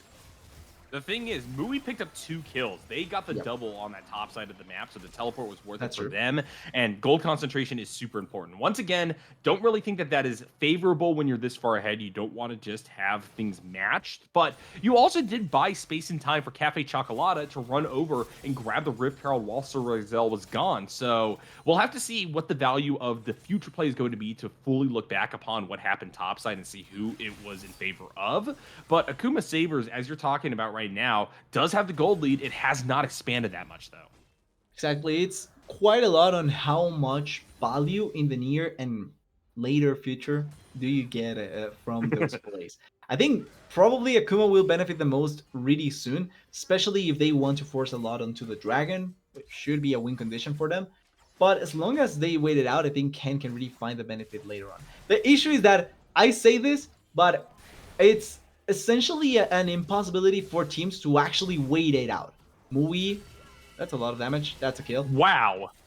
Yep. Yeah, okay. This is a breaking point in the game for sure. Potato Senpai unable to walk away from Mui in those kinds of situations means now there is not a lane that is safe for any individual member of Con Esports except for maybe Alfeide. And I'm certain that this Olaf will not be able to actually turn back around and kill Mui. So this basically provides the priority necessary for Akuma Sabers to rule the roost. Look at this. They're even going to get that Rift Herald drop and a charge in that bot lane. Sir They Rizel probably having get to another relocate turret. over here alongside Yarg means that this is going to be a free reset for the Rel and Neela, and they're going to be back on the map stronger than ever as Akuma Sabers just walk it off everywhere. I'm honestly surprised they didn't push the issue more with that Rip Pearl because they do have a Katarina that is still quite strong, and they were able to rotate into that spot in a better manner. But they respect it and they are not going to overcommit. And once again, the point I wanted to make, they have to be Wow. careful here. Yeah, the point I wanted to make here with the Katarina and with the overall context with Ken Esports, if you wait, the game becomes so much easier for Can because they have better scaling. The issue, and this is something that happens to every team, is that they don't wait. They think they have to take every fight that happens in the game. Like, the brain feels like it's forced, committed to having to fight for absolutely no reason at all. And when that happens, they just give more advantages to the enemy team when they don't need at all. Like that kill into the Oriana is purely off of greed. You have no reason to try and contest that wave. You have no say in contesting that wave, not even protecting the turret. But Oriana just goes forward, dies, and gives up more gold. And that's the big worry that I have for Ken, is that I don't think they're going to wait. I don't think they will wait at all. This is a good learning opportunity, I think, in general, and it's something that I've been trying to implement in my own thoughts about League of Legends.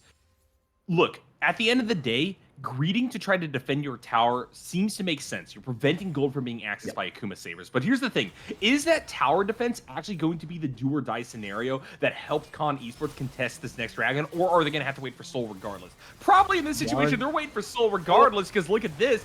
Once again, Akuma Sabers just trying to bully the Rebuild. enemy team. Hostile takeover might not be doing enough. Oh, Look at the bye-bye. heals coming out, and look at the flank from Mui tearing up the back line as now Ragnarok has popped. Alfeide trying to get something in desperation from the rest of the team. Sir Rizel jumps over the wall, but it's not So enough. much Making a triple kill for the Katarina as Sunscorch ghosts away. And they just have so much more power in their pockets to try and win this fight than anything that Can Esports can do. Like you were pointing out, Nyarko, before, they are not Can, they are can't. They cannot fight at all in this game, and they are just going to keep on giving up stuff. And once again, going back to the to what we were saying before, right? Fighting for what? Because realistically, they were trying to put down Vision for a Baron that is not up, and Dragon is on the other side of the map. So what was realistically being fought for there? That's the real question, and that's why I have barely any belief for Can at this point in the game. Not because they cannot wait, but because they are not going to wait. That's a perfect Yeah. example of it. Eventually those towers are going to go down. Akuma Sabers is too far in the lead for you to ever think that that tier 1 tower is going to remain on your side for the rest of the game. So why defend it now? That gold's going to be accessed one way or another. I understand that you lose priority if it drops, before the 20-minute mark, especially when that Baron Nashor is so tantalizingly close to Akuma Sabers, but you have to just try to pick your battles better, and Yeah. Con Esports are proving that they really are struggling on their decision making in this round. But looking at the other side, right? Like to give a bit more props to Akuma, they are taking the right fights. Like their comp 100%. was designed to push the issue as hard as possible and never look back. And they are doing precisely that. They are actually not looking back at all. They are forcing the fight. They had the lead, and they are just making sure that Ken feels it really deep in their souls. Like they are making sure that Ken understands that they are going to go tonight to sleep with every member from Akuma coming from behind them. Like that's the feeling that they are trying to improve here, and I like that they are committing to that. Will it work? Looking potentially at a game three, maybe not, because I do think that Ken will try and respect that more. But at the very least, it's nice to see that a committed playstyle works this well when you actually commit for it. One thing I will note, though, is that Akuma Sabers are not having to be particularly judicious about what a good fight is. TDS, Yeah, when you're this far ahead, any fight's yeah, a good fight. It's just going to that's extend true. your lead more and more. That's 100% true. The fact that they already had this lead just makes them even easier to pull off. But there, we've seen times where those fights are, oh, I don't think there's a good fight at all. Yep. Yeah, that being said, that was an early Magnet Storm out of Oh, Rematch, who really isn't able to go a whole lot because Sir Rizel is just able to hop the wall. Dobbin will just be able to zoom away from Alphaide here, but this does buy more time for the Olaf to continue to split push. They've gotten a objective bounty already off that bot lane, and that's pretty darn good for them. really weird Ragnarok there though, so kind of surprised to see that coming through. But like you're pointing out, if they keep this sort of setup where nothing happens over on the other side of the map and the Olaf can split push, that's a way to try and look for a win condition. Eventually it'll get answered because you don't want to leave one point uncontested when you don't do anything on the other side. But it's something that we've seen happen from time to time, where just that one small pressure point can really just salvage out a lot of the situations in the game. Oh, potato, no. Yep. Well, this is an exact situation replicated from before. TDS. Yeah. We saw that last time, right? Where we had a side lane situation, a 1v1, where Potato just walks too far forward to try to get a wave. Like there's actually no way that you can replicate such a similar kill from bot lane into top lane that well. Potatoes and Pie, really polar opposite game compared to the previous one. The previous one dumpstered Movie, and now it's getting dumpstered by Movie. And I guess this is just a situation where the strong spots of Mui's gameplay do come to pass in a Yeah. way that kind of build off of their strengths. They did a great job setting up in team fights, knowing exactly when to go in on their relatively fragile characters, and it's really just paying dividends at this point. They're always there ready for a kill, and they've run away with this game 12-2-1 with a 14 stack Medjai's. Nobody can touch this Katarina. Movie is really playing the game with if you can. Oh wait. Yep, and there we see Yes. Yarg obliterated in an instant. Potato Senpai can't flash away, and Sir Rizel doesn't have the damage. We're finally going to be able to land their Enchanted Crystal Arrow, but the stun is not there for long enough, and the redemption will heal the Katarina to fight another day. COD Esports lose 2-0, and that's Baron. Yeah, that should realistically be Baron. And I was going to say, if you cannot have Mui when he's playing the Yone, you don't deserve him when he's playing the Katarina. That's really how this game is kind of setting up. And with Baron buff now, with just 14 and 2 Katarina and 4k going to turn soon enough into 5k gold lead, this should be the tipping point to try and force even more in the favor of the side of Akuma. Alfide can barely do anything to push even harder onto the side lane, and probably Zero will die here. Good flash to get to safety, but Yeah. that is a flash gun that will not be used to get over that Baron Nashor wall, and therefore, that is an easy smite Alchemy is landed by Cafe closer to dying Chocolata. than killing. And look at what that buff's doing. Dobbin is actually able to sustain in this fight versus Alfeade, and the Baron up minions are going to give chase.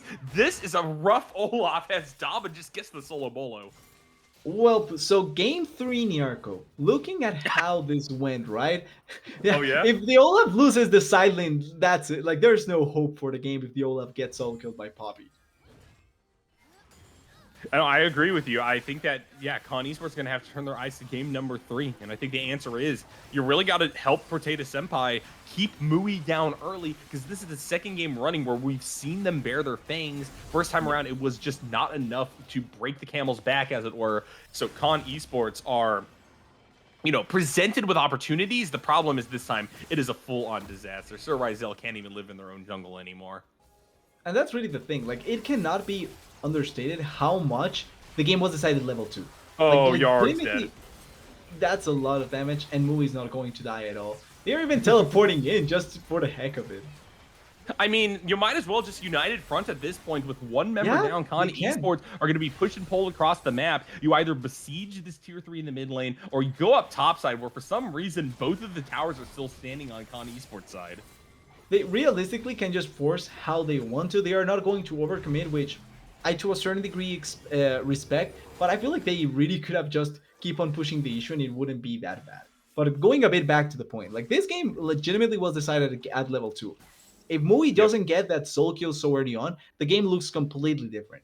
Not because the Katarina snowballed out of control there, but it's more so what happened around the Katarina. Like, yes, she got multiple kills and all that, but now Irena cannot move forward. She has absolutely no control of the game, of the lane. She cannot try and put pressure. She cannot try and look forward because she's going to get killed every time she tries to move, and that's exactly what happened. Now, Then bro, you bot know lane what this cannot push. You know what the sleeper throw actually was in this game? It was Yarg trying to go for that flash handshake in enemy territory where they just whiff on Mui. Because Yeah, then that Sunburst was actually. left alone. They have to burn their summoner spells. We saw that huge commitment bot lane from Con Esports go south for them, and from there the game was over. They may finally be able to pick up Mui, but it's going And to they- cost at least Sir Rizel in order to do so. Ugh. Redemption fired off a little bit too late, but the shutdown goes over to Yarg. What a heartbreak for Con Esports.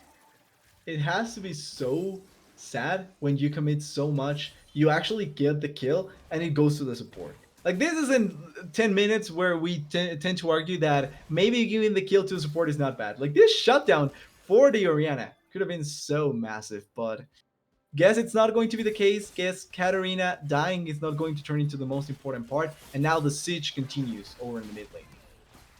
Oh, and they don't even take Oh, them wait. off of the Medjai's buffs. We do see a commitment off of Alfeade popping the Ragnarok, but they're just way too deep in enemy territory, and this hostile takeover is not going to do a whole lot. Arch is going to kite this all out. Sunscore trying to do what they can from the backline and rematch. Okay, they get misses one kill. on this re-engage, but Dobbin from over the wall is going to be able to fire off their ultimate and knock back 3 members of the Arch. enemy team, splitting the fight. Alfeade is going to fall. Dobbin, once again, frontlining. Arch staying alive and just healing through everything. It's So much madness. healing. Cafe Chocolata is supporting on the back line. They managed to get Dobbin out of there. They're And in this here building as comes well. Mui from the far side. A Yeah, they love double the game for the here. Neela. And this is it. COD Esports are going to be wiped, and we're moving to game number 3.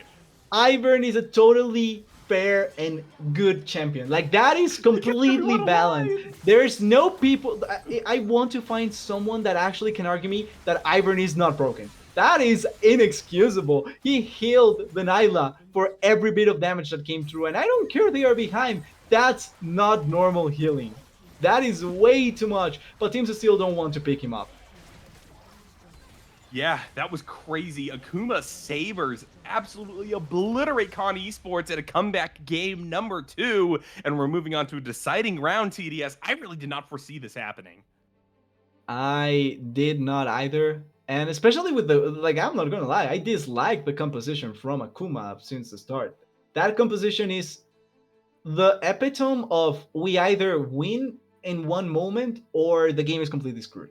And they won in that one moment. Like, don't get me wrong, they got the moment and they won through that. I respect that. I don't like it particularly, but if you win with it, you did something really good clearly, and they were able to push the fact really, really well. Will it work out again? Probably not, but it's not a bad bet to try and go for if you think that you're going to get outplayed in a lot of situations. But I think the criticism here has to go much more harder on Ken than on Akuma, because they just simply decided to keep on giving Akuma what they wanted collectively. And I think that that's just a big, big mistake if you're looking to be a top team. Yeah, Akuma Sabers kind of bullied their way into every objective they so desired, Yep. and Con Esports just kind of felt like they were dead in the water that time around. They understood that they were behind, and they fought the wrong times, and they played passively at the wrong times. It was Exactly. definitely a matter of being off kilter. We're gonna have to see whether or not they're gonna bring it back for game number 3. We're gonna throw it over to a quick break, guys. When we return, it's gonna be for the final draft of the night.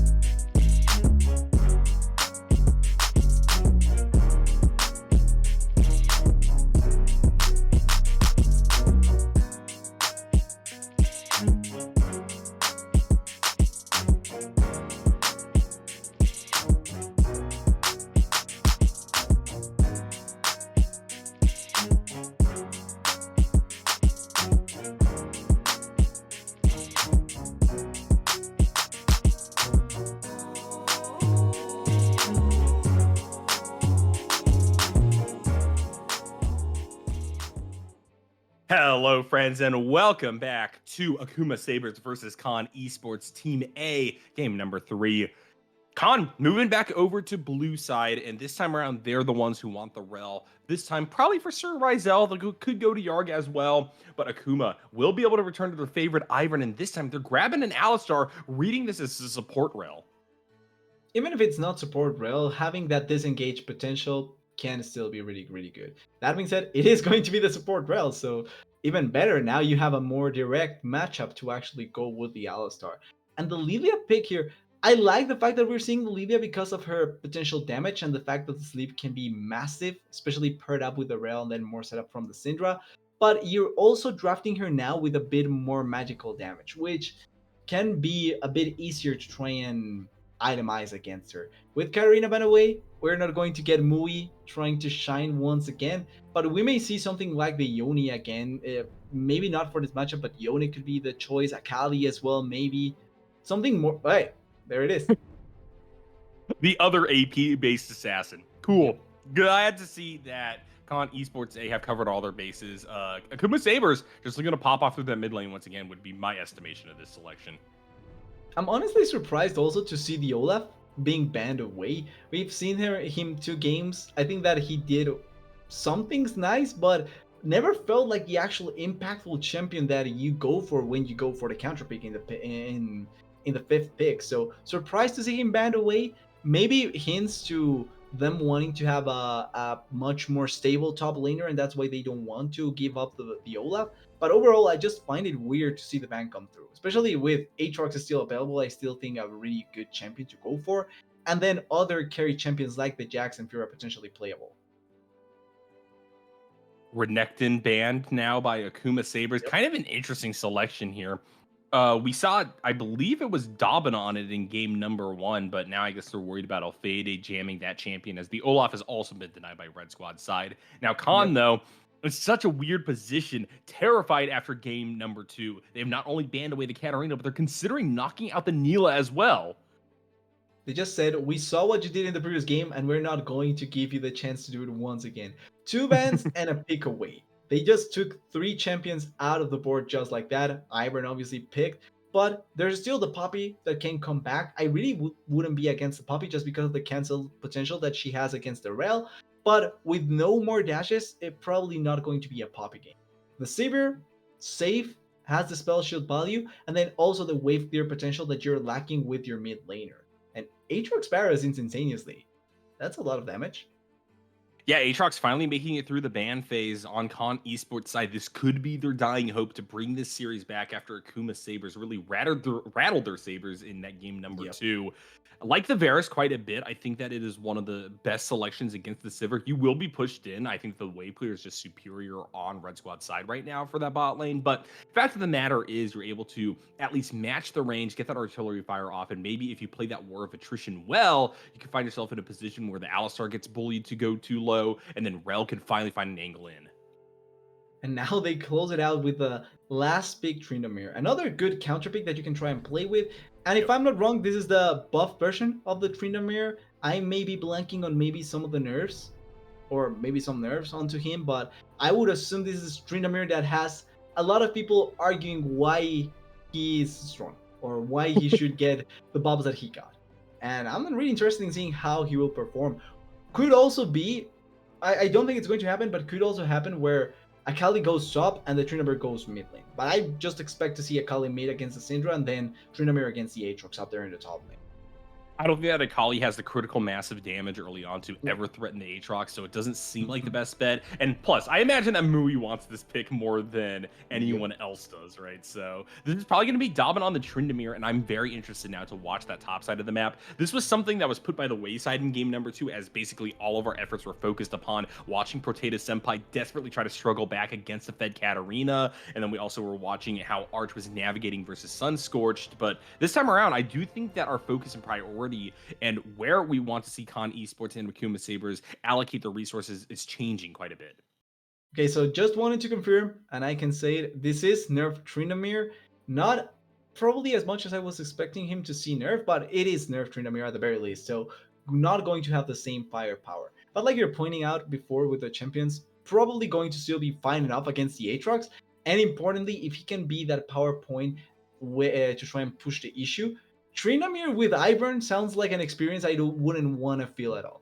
Like we saw what the Ivern was capable of doing in the previous game with the Nyla. Now, immortality plus self healing plus shields plus more healing. That doesn't sound fun at all. And I'm kind of scared of the potential that this Trinamir can have looking into the later stages of the game. Rel and Lilia have to be massive to stop him from really reaching the backline and destroying Varus and Syndra. Con Esports are able to relax just a little bit on this front, I think, because Tryndamere most likely will not be close to the Ivern for a lot of this game. I imagine that they're just going to be Hopefully. heavily emphasizing the side lanes, as we've kind of been seeing in that push and pull between them and Yep. Alphaide throughout this entire series. That's true. That's a really important point to try and look into because obviously the power when they are close is going to be much more impactful than when they are separated. But it also still keeps the question of how are they going to answer to this Trinamir? Because if the lanes stay neutral, Trinamir wins the 1v1 in the long run. And importantly, you don't want to keep the Aatrox in the side lane by himself. I think he's a really good side laner when you leave him to his own devices and he can try and force 1v1s in his favor. But you want to be able to utilize the resets and also the knockups in team fighting. Like he's a really good flanking top laner and he can find value in team fights or at the very least big amounts of value in team fights compared to the Trinamir. So I'm not sure if you want to hold him on the side lane by himself, meanwhile the rest of the team fights.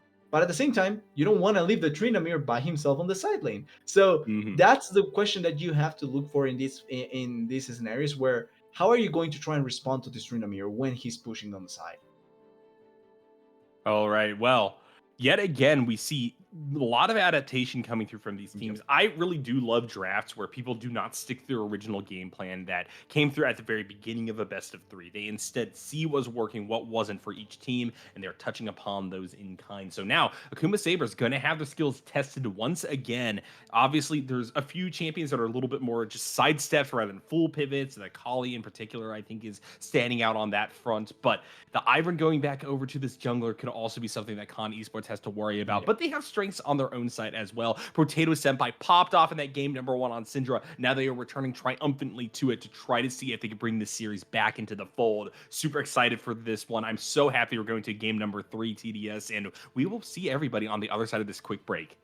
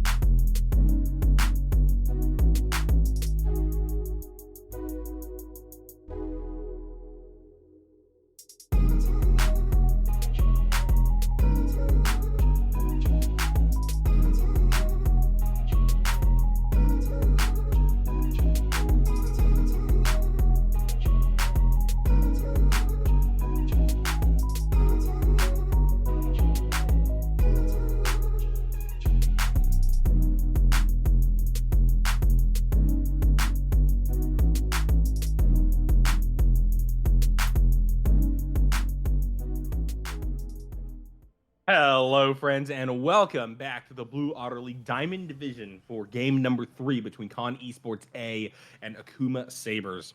TDS, this has been quite the series so far. A lot of evolution and adaptation for both of these teams, and both of them have shown both their strengths and those soft white underbellies where they are making mistakes left and right, but it's a matter of who can capitalize more, who can keep themselves stable. And now, in this third game, we're finally seeing some early game action. Con Esports jamming S5 into enemy territory, looking to go for the invade. There is a level 1, but sadly the level 1 gets spotted essentially immediately because they get seen by the Alistar on the side bush from mid lane and then just nobody goes and check in. So that means level 1 not going to be the best. But you know what, Nirko? I like that at the very least they are looking for it. I love to see level 1s, even if they don't work out. At the very least, there was an intent. Yeah, I mean, this is the time to go for it, right? Rematch is on a champion that does basically nothing at the level 1 mark, and Yari has the entirety of Alistar's WQ combo on their W itself. So they truly are able to put a lot of pressure down and really threaten Akuma Sabers. And they're actually going back in. They think they can find an angle onto this Ivern early. Look at how late this is, and look at how damning this is probably going to be for Akuma Sabers. And okay, the flash and the shield actually going to save Chocolata. They did use the ignite, but it could have been a first blood. I feel like the attempt at killing the Ivern a bit misplayed with how they were looking for it. Could have been much better, but still, flash down, ignite, and the Ivern forced onto the top side of the map could be really good for Can Esports. That being said, allowing for the Sivir and the Alistar to start pushing early, I think is really the dream for Akuma Sabers right now. Rematch typically is not going to get a lane this free to try to get to level 3 and be relevant in this game. And so, given the fact that Arch is already also enacting their game plan of, jamming in a wave, I think that this is perfect for Akuma to try to recover. And they're, I think, ultimately happy giving up that little bit of priority off the back of Cappy Chocolata, who really isn't going to be farming all that much to begin with. Yeah, essentially the main thing here is if you're going to be able to take advantage of the flash from the Ivern being down. If yes, then of course it's going to be amazing that you were able to force that play. But if not, top lane is getting pushed. Mid lane, it's not getting as bullied as it could have been with the Syndra. And then bot lane is also just completely fine for the Sivir. She has a call, so she's just going to get to the point where the power from the Sivir can shine. And that's really the biggest issue is if they are not going to find the value that they want with that flash being blown. Well, I think that a lot of the advantage that Kalon Esports are trying to get right now is off the back of Sir Rizel going for that vertical jungle and then sweeping back over to the diagonal to catch out Cafe Chocolata, who's desperately looking for some buffs and camps. But right Yeah. now, things are actually benefiting the Ivern. They're able to get back on tempo, and this deer now kind of feels like while they have a few more camps to grab versus the tree man, isn't actually jumping out to that far of a lead. Well, with the red buff still down, they're probably going to find that value when she goes for the Skull Graph. If Ivern gets one, I think you equal it out and don't feel as bad as the Ivern. But the rest kind of looking like, yeah, the Lilia didn't push the issue as much as she probably could have, and could have been a much, much better angle for them in that sense. She does still Looking have like that a full bot lane slight, quadrant to go for, though, so that's yeah, something. 100%. That is something to actually look for with Aaliyah, so not going to be the worst. But the rest of the map is just feeling so nice for the side of Akuma. Like, even mid lane, Potato Senpai already TP'd back with just 13 CS. The Akali still has teleport and can come back. Uh-oh. Cafe Chocolata in a little bit of trouble. We'll Flash. see whether or not Mui will be able to turn this around. It looks like the burst is just too much to handle, and that is what I needed to see out of Con Esports. Sir Rizel picking up that kill, I think, is really nice for them. And finally, we are seeing that gold lead extended in favor of Blue Squad, which is what you kind of expect given that early game aggression they showed. Really well that they are able to get that kill, and also the one that gets it is the Lilia. So one of the power points that you want to try and make find a lot of value does get that advantage. I'm still kind of worried in the mid lane just because of how much the Syndra is behind. She didn't get, or actually she did get an assist, so that's good. But the rest of the map needs to answer as well to this plays. Ooh, Rizel. Mui is going to be here before Potato Senpai, but that range from the Syndra could be dangerous to contend with. Akali That's the keeping flash. on the chase, is able to land the E, and down goes the deer. And now the question is, can the Akali pull themselves out? Rematch is chasing down Yarg, and they're going to sandwich this Rel inside of an awkward bush, forcing the flash out of the crash down form. And now look at this, with Potato Senpai also going low. This is the perfect angle to go in and allow for the mid laner of Akuma Sabers to once again clear out. And at 5 minutes in, it's another 2-0 story for the Assassin. And just as they found value with that kill onto the Ivern for first blood, it turns completely on its head. They lose out on 2 members, the flash out from Sid Razel as well, and 2 kills from this for this Akali. Mui can begin being a big menace like in the previous game where he just carried out so much of it. And Dobby enforcing level 6. Yeah, has the level 6 Alfade, forced a flash away, but great attempt at a rotation from Sir Rizel. I think is going to at least make this even. Oh, No no. flasher ghost available, but I spoke too soon. Oh no, Khan. It's great to have invulnerability, right? It's great to not die as soon as you fall close to no health. Really How well just played there by lost after Domin. Lilia Level lose 6. to a Doran's Blade, man. What in the world am I It's watching? level 6, Nyarko. He has the advantage. He has the Oh my higher ground. god. Well, game's over. Pack it up. Akuma Sabers die roll like 2 plays and they come up 6s every single time, man. I mean, Mui's fed. Dobbin has shut down that lane. And what is the utility of a Aatrox that's this far behind now? Hope? Is that it? I think that's it. I think he has to hope for the best. Like, he cannot fight the Tryndamere. He cannot try and push the lane as much as possible because he's just going to get collapsed. And then even if he goes for to try and fight in a team fight, if he's against the Tryndamere, he's just going to die. Level 6 difference really being high in that play, and now you really have to be careful about how you opt to certain things as the Aatrox. I just don't think there's anything he can do at the very least for the next 10 minutes. At the very least. And credit to Cafe Chocolata for weathering the storm. So much pressure applied to this Ivern, and yes, they fell behind. Yes, they gave up first blood. It doesn't matter anymore. The Tryndamere will be able to rotate to any attempted invades from Sir Rizel on the top side of the map. Mui is unleashed mid, and frankly, at this point in time, Ivern just got to sit back, build redemption, and just rake in the dollars. I mean, look at this. Dobbin will be able to push Alfade all the way behind the tier 1 tower. This is an immense wave crashing, and look at how far the Aatrox has to walk back because of the Undying Rage. And not only that, doesn't know where the Ivern is, which means that even if you have the slightest feeling that you can take the trade under turret, the Ivern can be close by, and one shield denies any potential you may have had at any point. That means that now has to back. Trinamir gets replays up there in the top lane, huge wave getting denied, and Potato Senpai completely Will whiff fine. their combo. Yep. Well, something had to go wrong. Not everything can work out perfectly, right?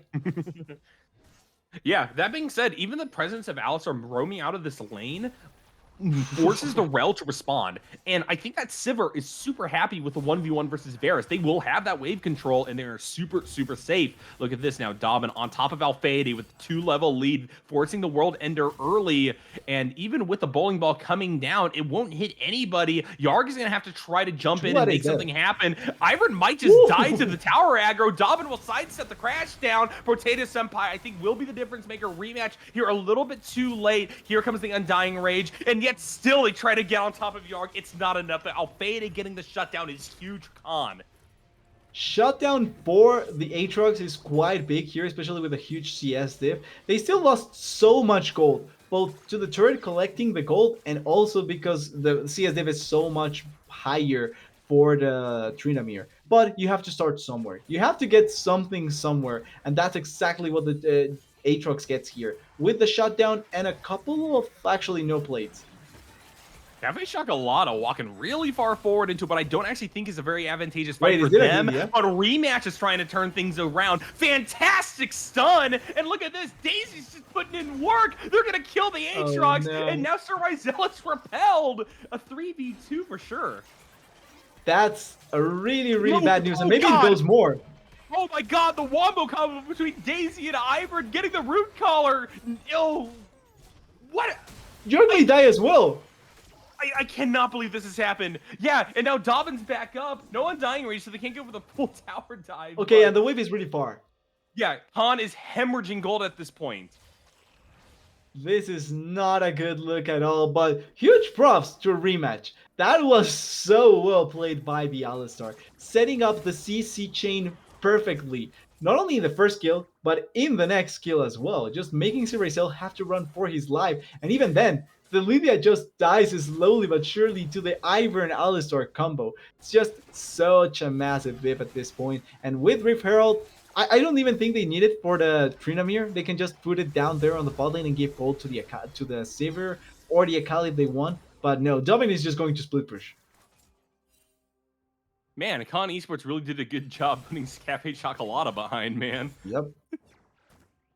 It's just they went for the bait to try and put pressure onto the Ivern, but it all backfired because everywhere else there was pressure onto them instead. And we're at a point where, because Akuma Sabers are so far ahead, we're going to see the same game plan enacted from game number 2. And we told Khan Esports they cannot allow that to happen again, because they seem relatively clueless what to do when they're behind, when they're getting shoved off of neutral objectives, things like that. Well, at least Aatrox did damage there. He did good damage to the Trinamir, right? That's good. That's a positive. But being serious here, like you're mentioning, the fact that they are this easily exploitable when they are behind is a worrying trend, right? And we were talking about things top teams do, as Alpha Day may end up dying here, has to flash.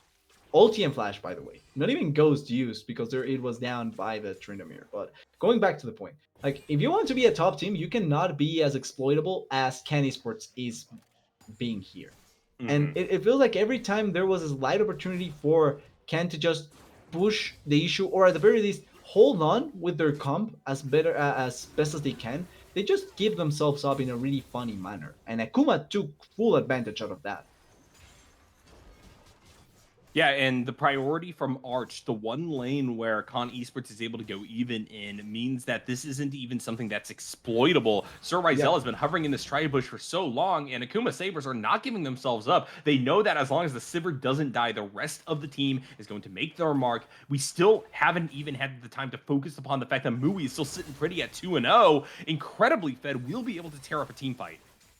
And the Syndra doesn't even have that much of a CS diff onto the Akali, which means that as long as nothing goes weird now for Akuma, ooh, Yeah, that Forcing being the play. said, fight immediately split by rematch from the far side. We're looking at Lilia trying to maybe set up for a tower That's dive, a good and that's a ulti. little bit too far forward by Akuma Sabers. They get Wait. hit by the Magnet Storm, but it doesn't matter. Sunscorch doesn't have the damage. Sir Ryzel here, and now they're getting torn up Oh, as well. this is A double doomed. kill! They get a triple! Oh my god! That was a 2v3. And the Lilia actually tanked turret shots. They are going to lose even more more than just down there on the bot lane. Cafe Chocolate is fine, but this is the what? Uh, um, okay, I guess. He Dubbin? still has ultimate. I think Dobbin just Yeah. cleans up. I don't Yark think is Yark dead. lives through this. Oh god, no. I'm truly at a Oh, loss for words. shutdown! Shutdown goes down to Alfeide, so that's something for Con Esports, but the Aatrox, I think the damage has been done. They're too far behind in this one. Yeah, I don't think they. I think Cafe Chocolate a bit of hinting there. Not probably what they That's were true. looking for, but a bit of hinting in that play. I still the fact is that I don't think it even matters if they int because their composition will scale really well. There's nobody that can respond in the side lane that we were mentioning before, and now the Sivir is 3-0 as well. So you have a scaling AD carry that is ahead, an assassin that is ahead, and a side laner that is ahead, and Ivern. Like it just feels so difficult to actually try and respond to that because, like you were mentioning before as well, Ivern just has to build redemption, and he's everywhere now. Yep. And it certainly looks like they're going for a redemption second, I think, here.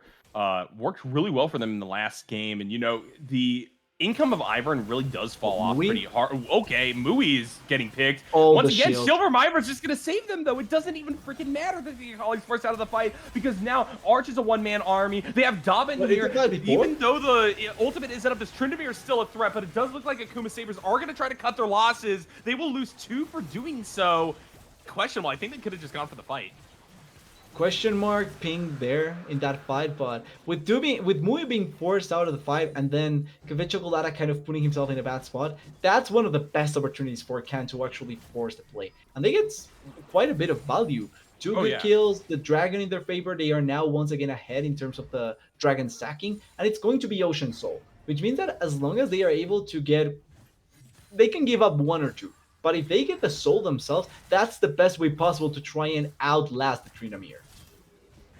Dobbin has to be a little bit careful. Alfeide is benefiting a lot more from that initial shot of gold that came from the really deep play that the Tryndamere made topside than I was expecting. But Undying Rage is back up, and while Alfeide does have World Ender, it's much more about the tower rather than the champion that I think is going to keep Alfeide alive in this play. I'm kind of interested in the reasoning why Dubin went for the Stride Breaker. Not because I don't understand it. Wait, Dubin may get a kill here. Oh, he gets a kill. Easy peasy. And now they just walk it off versus the... Oh. They don't! He didn't heal? Didn't heal? I don't even think the heal would matter, though, TDS. They just took one too many tower shots. The damage was stacking the entire time they were in the Undying Rage. And I just thought that the timer was going to last for long enough that he could just walk it out. Maybe Dubin thought the same thing there, but at the end, it's a 1-for-1 losing out on turret shots. I don't think that the 1-for-1 it's as valuable as for the Aatrox, even if you're not losing CS. Because that is just going to keep on happening. It's not going to change that much. Series L? Wait. Yeah, Yarg is trying to cover, and that means that the Akali will just have to back Ooh. off. But they find another angle. Yarg has a crash down versus rematch. Arch is Arch in a may be little bit dead. of trouble, blown up by the Varus, Ooh. but the question is, can Akuma Sabers get anything on the back end? It looks like with the united front that they're presenting in Potato Senpai going on the flank, that this could be Con Esports' chance. Here comes the Wombo combo, crash down from Yarg. Mui dies as well, right in time for the Rift Herald. And just like that, we were having question marks about what Can Esports could do and what they were thinking of doing. But finding a couple of really good picks, really good fights in their favor, and now Akuma, they are still in the lead, but they are keep bleeding out gold that they shouldn't bleed at all. Tryndamere still will be a PowerPoint. Sivir will still scale, but you don't want to give up the gold like they are doing right now. And the Syndra is finding value once again. Potatoes and Pie actually going to turn into an important carry, and same for Sunscorch. The Varus is dealing quite a good amount of damage here. Yeah, it's so sad that Potato hasn't actually been the one picking up these kills. Right now in Yeah. 0-0-6, they're still well poised. They Oh, have the quite a bit of re-engage? gold, but Rematch wants to go for the engage regardless. They want to stop this push from Con Esports. Still, Shelly does get a second charge, and that's all that Blue Squad really wanted. They're just going to back off. Well, in the meanwhile, Tryndamere is taking down the bot lane turret. So 1 for 1 in turrets and maybe a kill. Oh, yeah, Alpha 8 really just baiting their entire team with that back. And now Kind of. Potato Senpai and company will have their resets interrupted. And this is coming at a very awkward point in time. They want to be able to push and bushwhack their way through this bot side jungle to A, respond to the Tryndamere, who's all the way at the tier 2, and B, try to set up for a dragon, as Soul really is their game plan at this point. Arch getting hit by That... basically everything, almost dies to Potato Senpai, who just needs one more spell rotation. They can't quite get it in time, though. The spell shield actually saved the life of the Saber there, denying 1 bit of damage. That's the difference maker there. If not, could have been much scarier for Arch in the mid lane. But they still get 2 turrets down there in the bot lane. Like we were mentioning, Tryndamere did his job. Nobody stopped him. No one was contesting him. He just gets 2 turrets for free and a lot of gold and value in his favor. 2 levels ahead of this Aatrox. So still, who is going to contest him? And if the other side of the map is completely fine, yes, they lost the mid lane turret here and they lost a couple of kills, but as long as they don't overcommit, this is just going to keep on being the story of the game.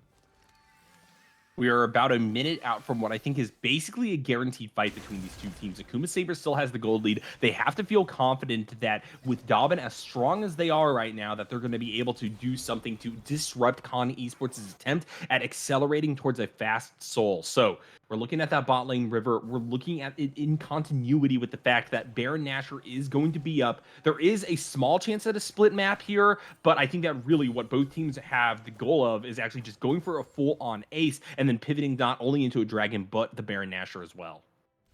I would argue ideally that would be the case. Maybe a bit less for Akuma than for Ken, because I think Ken at this point they desperately need to have that sort of advantage to try and get more control back into the game. Whereas Akuma, as long as one member stays alive, or as long as Tryndamere stays alive, it shouldn't really matter if they lose the rest of the members, because he can just keep on pushing and finding value. But it looks like we may have a 5v5 here. Dragon already started.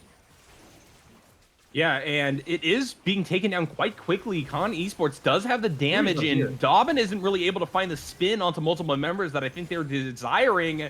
First, the Scuttle Crab will be taken down, but the Dragon is still aggro, going low. It's going to be here for a smite fight. Stolen away by the Sabers. Let's see what the follow-up's going to be. Redemption fired off, and now Cafe Chocolat is leading the charge into enemy territory. That's the move we were expecting. Look at the timer near Cole. Triple kill for the Akali. Dobby wipes out the Syndra, the final hope of Con Esports, and here comes the Baron Nashor as well.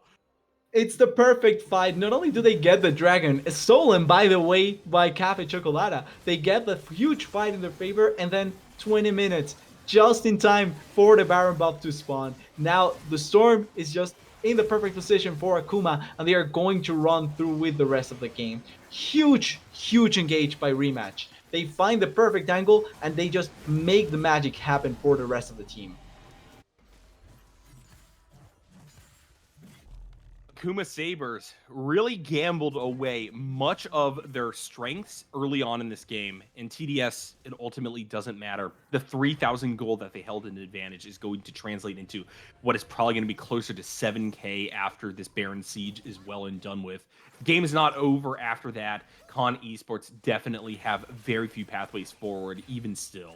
I mean, we're looking at a count of 2-1 on the Dragons. They really desperately did not want to have that stolen away from them, even if it meant costing their lives in a Baron Nashor. But now, what do you do in order to try to push into the late game 30 minutes in? It's just such a difficult question to try and play around with, because in the previous game, you could argue you have better late game than your opponent, which means that as long as you don't make big mistakes, you can try and force fights later on.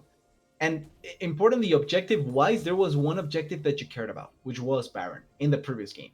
This game, the enemy team now has good enough scaling to try and answer you. And then objective-wise, Ocean Soul is big. So you have to worry about 2 objectives instead of 1. That means that now the outs for Khan are much difficult to find here, and there's no real answer for what they can accomplish. They have to throw everything into one place in the map and try and find value. And I feel like the best choice is here, the 4v5, because no one can stop the Trinamir. And I think that trying to kill him is going to be much more difficult than the rest of the team. That is a very volatile call to make, though, TDS, because if you lose that It's dangerous. 4v5, the game is just over because Trindamir's in your base, right? Exactly. It's the tough choice you're in now because of how the game went. I'm not saying that it's the best one. I'm just saying that it feels like, or actually no, I feel like that's the best one, but I don't think it's the easiest one. Like it's just the one that I feel like it's more plausible because even if they go for the Trinamir, I just think Dobby can escape, and that's the dangerous part. Well, they are sending Alfeade down, so they aren't willing to take the 4v5, but they are doing a good job clearing out the waves in the mid lane. So Akuma Sabers are a bit delayed on going for the full sieges of towers, and therefore the gold lead has not jumped up that dramatically in the presence of this Baron Nashor. Things are still looking dire for Con Esports, don't get me wrong, but this is a lot of time being wasted just sitting in Ivern bushes. Yeah, technically it could have been a much better push, but now with 3 waves colliding on turrets, this is the point where you see the Baron buff being, oh, potato. Yeah, Mui taking a lot of tower shots, but Ooh. perfect execution is enough to get the Akali out, plus the flash. Sir Rizel wants this badly. They're going to use the Lilting Lullaby only on a single member, no. and they can't even get the kill because here comes the cavalry. Akuma Sabers repel this champion. I really got to say it. This Lilia has been the worst selection for Con Esports, and the game plan just seems to be so off-kilter because look at this. Now this is exactly what we're talking about. You're missing those fights. David's in your base. Alfeade barely gets alive. out. And now David is on the great escape path. They're going to be able to definitely sidestep out of the way of the Varus shots. And now the tier 2 tower in the mid lane has gone down. Finally, Lilia will lay out a kill, but it's too little too late. Look at that gold lead. It took them 3 turret shots plus the continuous damage from the Lilia plus the ignite, but they get the kill onto Domin. That is the most important part. And maybe something more if they can be aggressive here. It doesn't look like that, but like you're mentioning, Trinamir still did his job. Opened up the base, even without burn buff. Now that that inhibitor is open, anytime you want to look for it, the Trinamir can just run down there and try and collect the turret. The inhibitor, I mean. Yeah, and at this point, it just kind of feels like Con Esports are put into the same position they were in game number 1. Drastically behind. There is potentially a threat to be made if they're able to extend this game another 10-15 minutes, but TDS, those are basically speculations about getting lucky in a team fight or Akuma Sabers once again screw the pooch in regards to some kind of big play. Because you're just hoping that the death timers will be long enough for you to bring this game back. It's no longer a consideration of getting soul. It's a matter of maybe giving up soul to Akuma Sabers and praying that a very, very late elder will be your deliverance. Well, taking the Elder bait is probably the best choice you have. I call it bait, but realistically, the Elder path, to call it like that, better. Because Elder, at the very least, gives you a pretty clear and straightforward way to win the game. You get it, and you essentially can destroy anyone from the enemy team. Even Trinamir with invulnerability, as long as you get Elder, you can kind of go away from him, kill the rest of the team, and then wait to kill him. That's kind of the best thing about the Elder in this situation. But I don't think it's a realistic choice with the way that the game has been going. It's 8 more minutes for the Soul, and then after that, it's 5 more minutes. Or actually, 10 more minutes for Soul, and then 6 more minutes for the Elder. That means that you have to wait 16 minutes. That means at the very least 2 more Barons. You don't have that luxury. The Baron buff, just 1 more Baron buff can be base destroying. I don't think you get more. Oh, well, this is a good call. David is in here for the play, and they are splitting the fight really nicely off the back of the Magnet Storm. Rematch going to have to sacrifice themselves, but it's not enough for Con Esports to actually shove into this mid lane to go for the tier 2 tower because this is still they get it. Untouched, looking for the flank, and now Archie's killed Sunscorch. Oh, dear. Sir Rizel will be able to get a consolation prize of picking Kelly's on the back, wait. Mui is here to try to pick up multiple kills in response. No. So far, Alfeade holding on, trying to get their heels off of Cafe Chocolata, but now the Irish is able to hit the E on themselves, and David is jamming inside of the base. A quadra to put a sunset on this game, and Akuma Sabers will claim the series 2-1. That's quite a nice way to end the game, with a quadra kill for the Akali, Arch stealing the pentakill without really knowing, and Dovin just doing Trinamir things, split pushing to end the game. Everything working out as intended. And that's going to be the series for Akuma. First game, I was really doubtful about what Akuma can accomplish. But throughout the series, they committed to certain things and they executed on them really, really well. Huge props for them in the second and third game, and they take out the victory in the series in a really effective manner. Maybe they should have banned the Ivern. Yeah, I'm still like I have problems with people not respecting the Ivern. Not gonna lie. The thing is that they were playing incredibly disrespectfully towards the Ivern early on in this game, TDS, and it didn't matter. If anything, it was bait committing that hard to try to Yeah, put the Ivern off their game plan because Akuma Sabers got some early leads in those lanes, and it turned into a monstrous Tryndamere in the top lane. Really, it was Akuma Sabers able to better exploit the weaknesses and mistakes of Con Esports than vice versa. These were not perfect exactly. games, these were not clean games, but ultimately, this was a series that Akuma Sabers came ahead on. It was a really good showing of how to make the best out of punishing mistakes from the enemy team. It's how much value they got out of each mistake that Can Esports did, and how much just Akuma got out of it. You have to give the props that they deserve for each of the plays that they were able to take advantage out of. Because even if there were quite a bit of mistakes Can make, like you still have to do the other side of the things and take advantage out of that. And they did a really good job at that. I question trying to put the Ivern super far behind early on, but technically it was working out to a certain degree. It's just that when they went for the Wolf's Blade right inside of the enemy jungle, they kind of lost out on their way really heavily there. They gave 2 kills to the Akali, they gave up bot lane really heavily, and then nobody was trying to do anything topside. That means that Tryndamere got a free lane, and then the game went back in the favor of the side of Akuma Esports. And those are the sort of mistakes that you cannot commit against teams that can punish you. Yeah, Akuma Sabers, I think, deservedly come away with the Yep. dub here. But at the same time, the fact that the series went 2-1, the fact that, like I said before, there are still gaps in each team's game plan indicates to me that this is going to be a very competitive season for BOL Diamond. And I'm really happy to be here, hopefully alongside you a little bit more, TDS. I know that typically Alls is going to Hopefully. be the one on broadcast with me, but I miss working with you, man. I agree. It was fun. I remember Krypton, really good times. Hopefully, we get more chances. And if anyone is out, I can always be there to cover them. But I'm still happy to get the opportunity to do Diamond, and maybe I'll get more in the future. Yeah. All right. Well, let's throw it over to an end for the night. Thank you, everybody, for tuning in, watching. Thank you for Caddy producing as always, making sure that we get the smoothest broadcast in the business. Credit to him. We're gonna be off for the night. I'm gonna try to beg them to have us raid Midnight Sumo because that's definitely what I'm going to be doing after this. But who's to say one way or another? Check out some sumo if you guys are interested in what is, in my opinion, the best combat sport in the world. But also make sure to check out more of BOL's content. We got Otter Talk on Sundays. We have broadcasts basically every day of the week. A ton of exciting leagues, tons of competition, and there's no better place to be every day at 8 p.m. EST. All right, well, this is it from us. Everybody, have a good night.